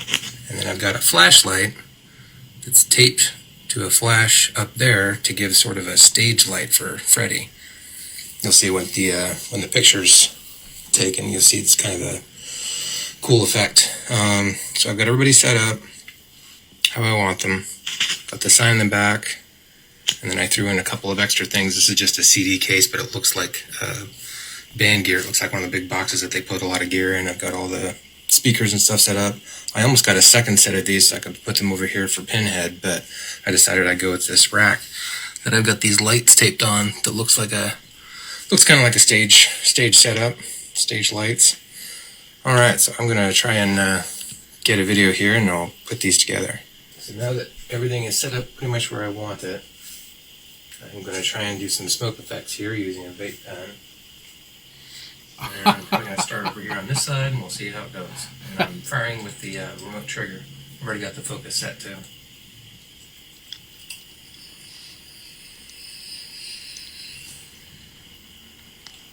And some smoke down for the ground. And alright, let's see what that turned out like. Yeah, pretty cool.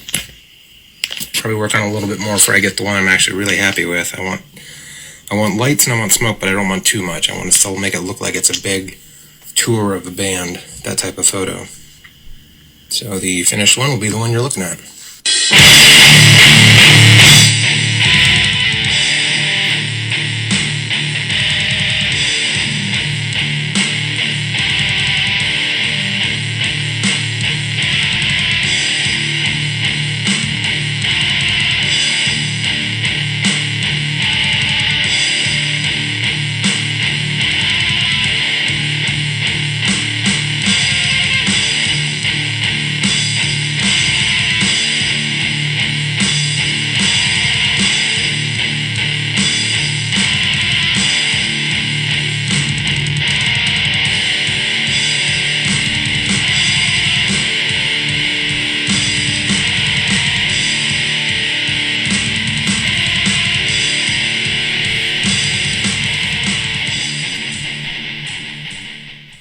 Okay, that's too cool.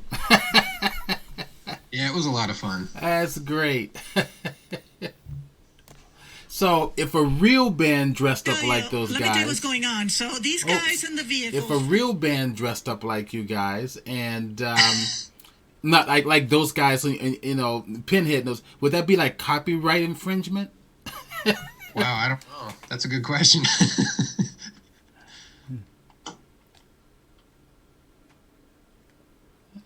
I mean, I guess if they took the name as well, then yeah, it'd probably be copyright infringement. But Okay.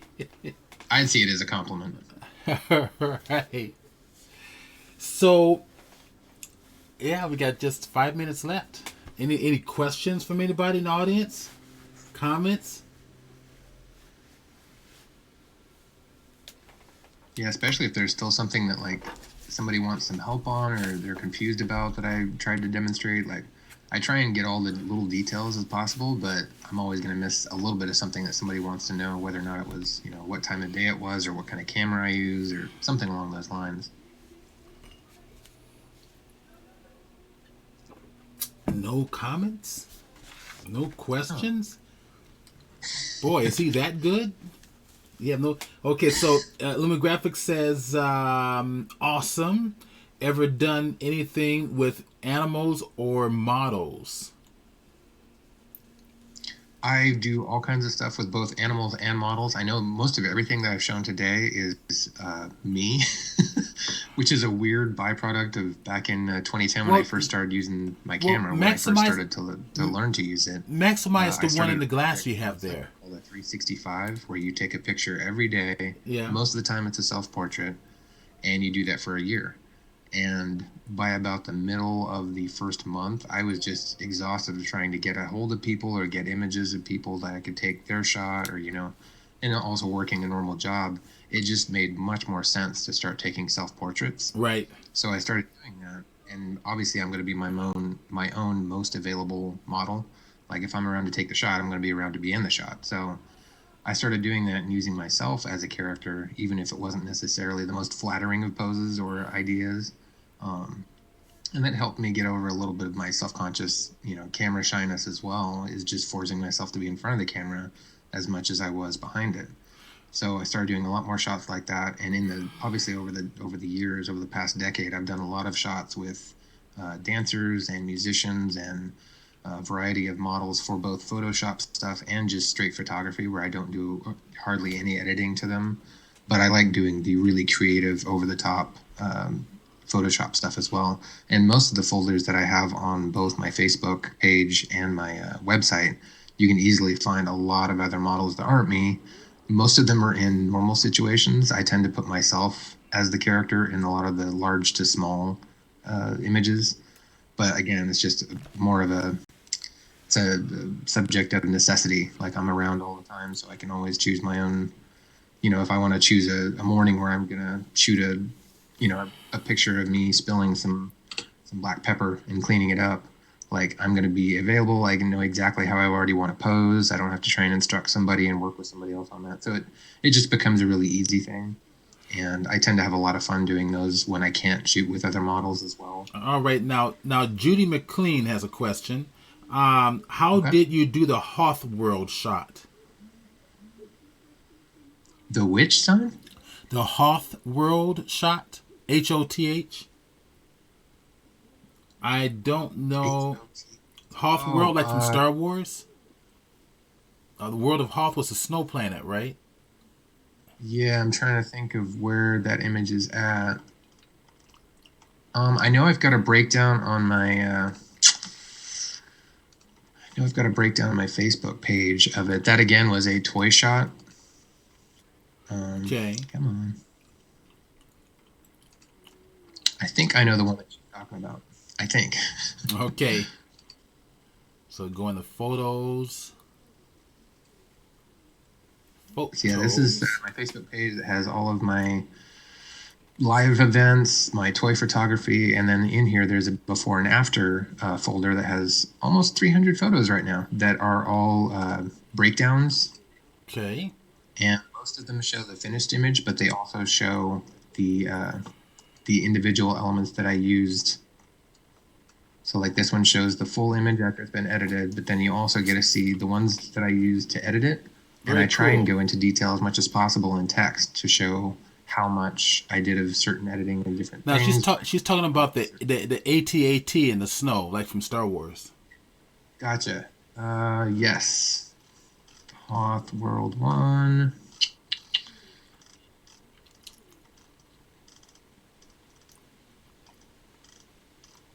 The all-Terran something transport.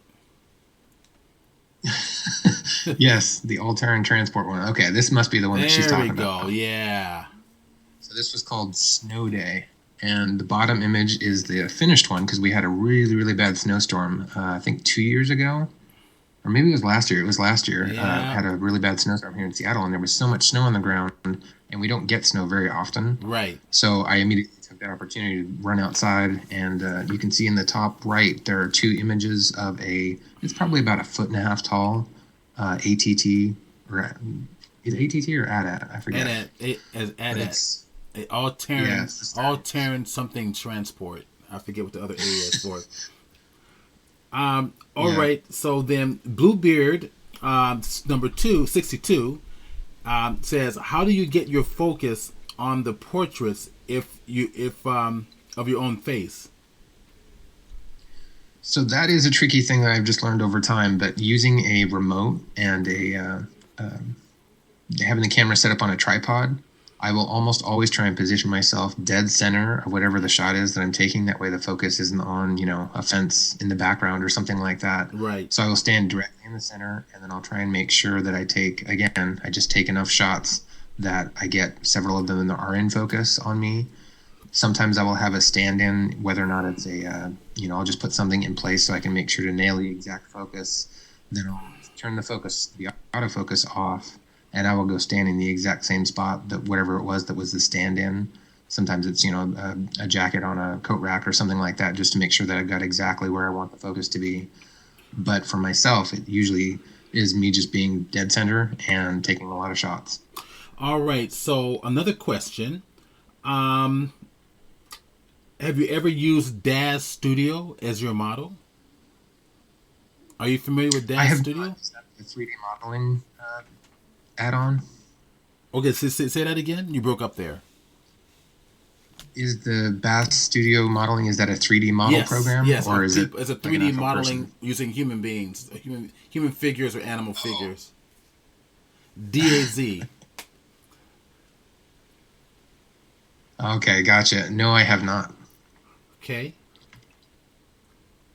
Well, that might be something fun to work with too. Yeah.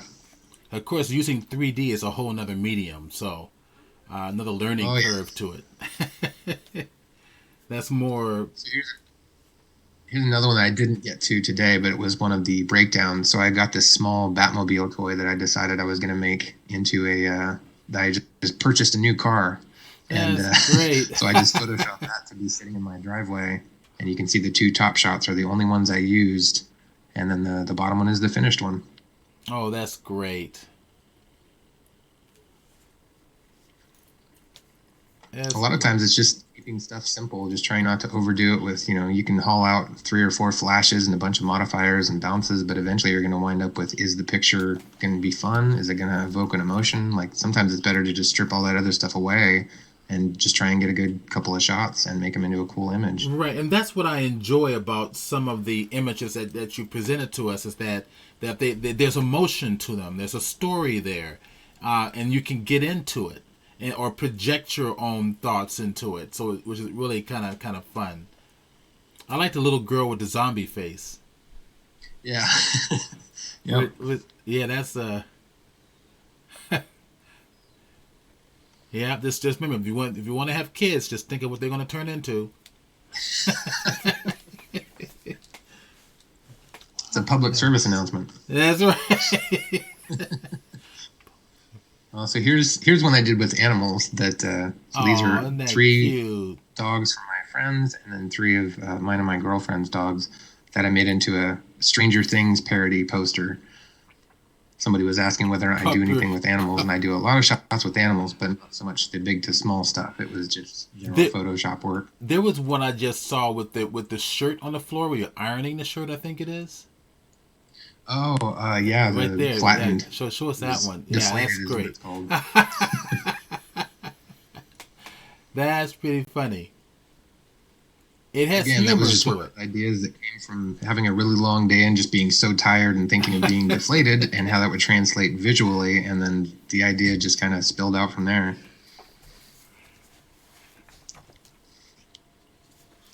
So we are going to be giving away a 1-year subscription to the Creative Cloud today to one of our lucky users. Now, if you have already won the Creative Cloud, you don't get to win it again.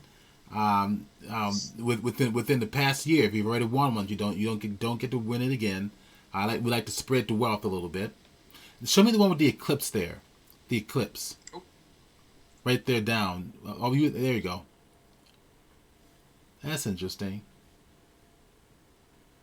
It was the same day that we had the total, I forget what it was called, but it was a really strange eclipse that happened right in the middle of the day back in 2017. And unfortunately, I didn't get a shot of the actual sky. I wanted to, but I was at work during that time. So as soon as I got home, I started trying to figure out how to make a Photoshop image to kind of get across that same idea.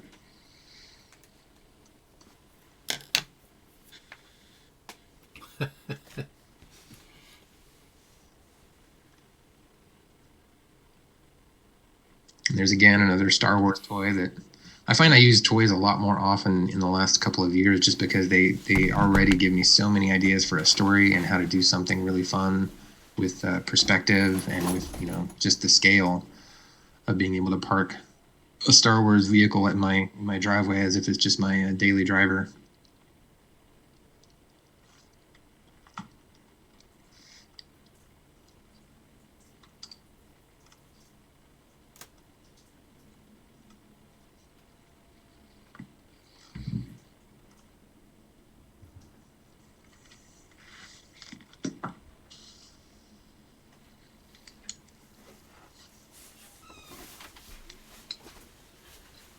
Fun images. Now, what is that one with the mirror there? The rear view mirror. Right to the left. The rear. To the left. In the bottom. To the Yeah, left. that's another similar one. It's a small little dinosaur toy that I decided to make in a rearview mirror, as if it's chasing a vehicle. That's great.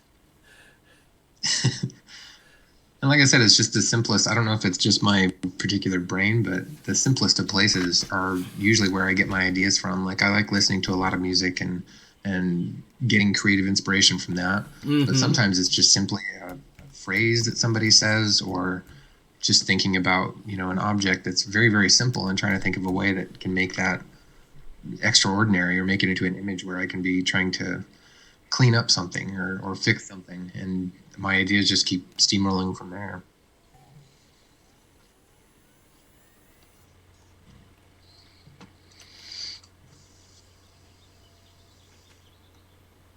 There's another one that using a toy.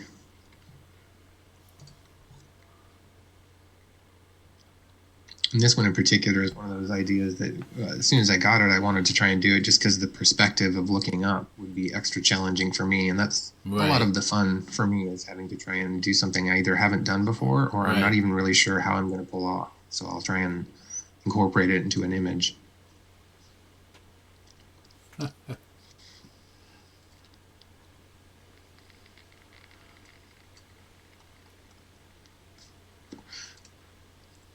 There's another one with a dog.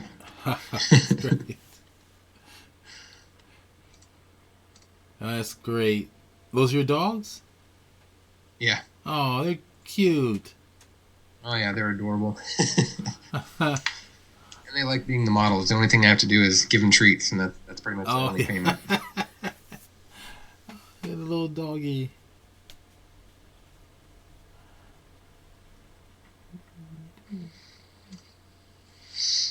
Well, was there any more questions? Are we almost out of time? I didn't want to drag on too long if we didn't need to. Graphic Studios has asked, do you like Doctor Who?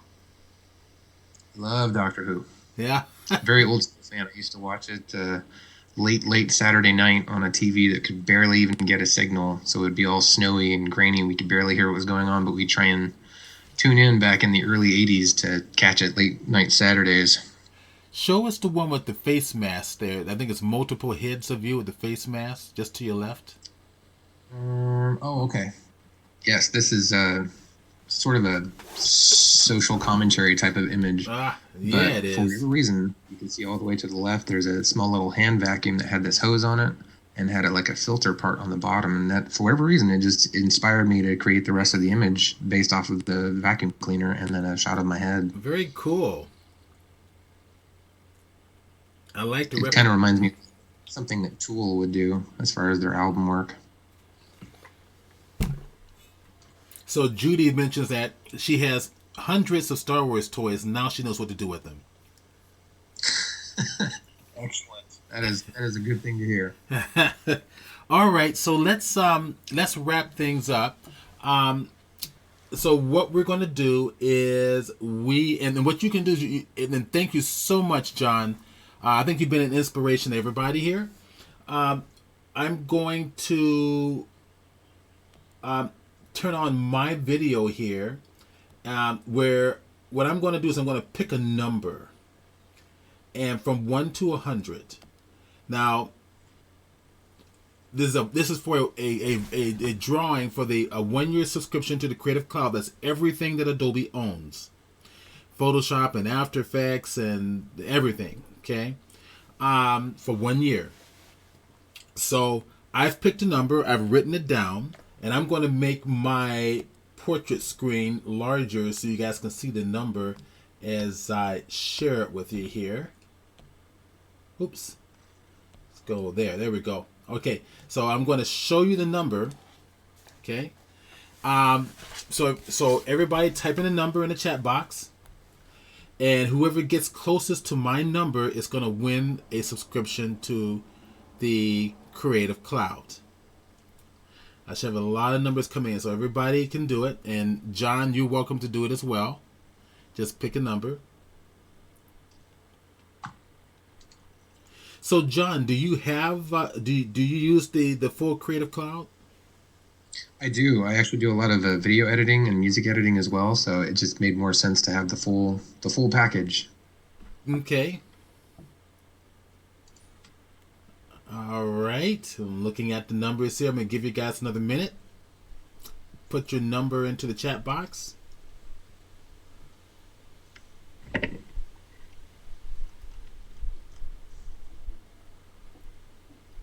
Okay. All right. 10 more seconds. 10 more seconds. Okay, so it looks like I'm going to pick the winner now.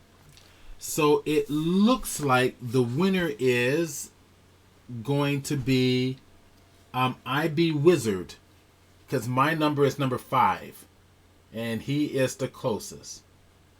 So congratulations, IB Wizard. We'll get you a my Adobe contact will contact you with the proper information for getting your subscription to the Creative Cloud.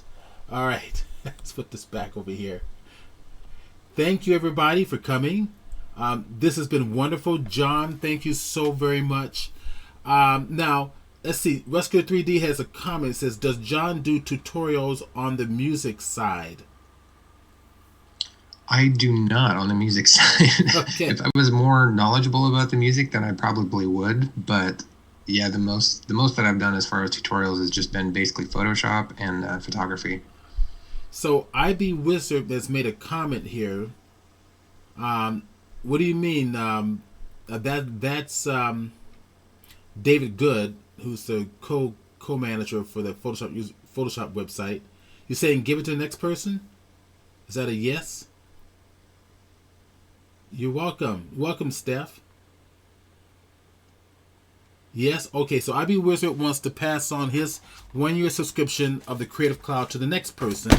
So the next person next to 5, closer to 5, which I pushed in here, would be, let's see, let's kind of scroll up here and see what we've got. I think the next person would probably be number 13. Would that be it? Number 13, Michelita. Okay, so Michelita, David is passing on his subscription to you. So Michelita, I'm going to type in my email address. I need you to email me. Tell me you're the one that won the subscription to the Creative Cloud, and I will contact Adobe and get you set up. So I'm typing in right now, and you can thank David for that. There we go. So Steve at chromallusion.com. I'm going to type it in there. Michelle, yes, Michelle, you've won the 1-year subscription to the Creative Cloud. I put in my email address. So email me, telling me that you're the person that won the Creative Cloud, and we will we'll get you set up. So all right, this is great. Thank you so much, John. This is wonderful, and Thank you for having me. It was a lot of fun. yeah, and hang tight there. I'm going to turn off the stream to Twitch, and then you'll still be on Adobe Connect. Okay, everybody. I'm going to go ahead and shut down Adobe Connect. So now, just to let everybody know, tomorrow I'm going to have another stream here, same place that you're at now. Make sure that you follow me right now, okay, on the Twitch site. Okay, so follow me so that you're notified of every time I stream. I'm going to have a stream tomorrow. It's going to be a 3D stream, okay, which I think many of you might be interested in checking out. But come back tomorrow, same time, 10 a.m. to 1 p.m. Looking forward to seeing you, and have fun. We'll see you next time. Same place, same channel. I'm going to stop the recording and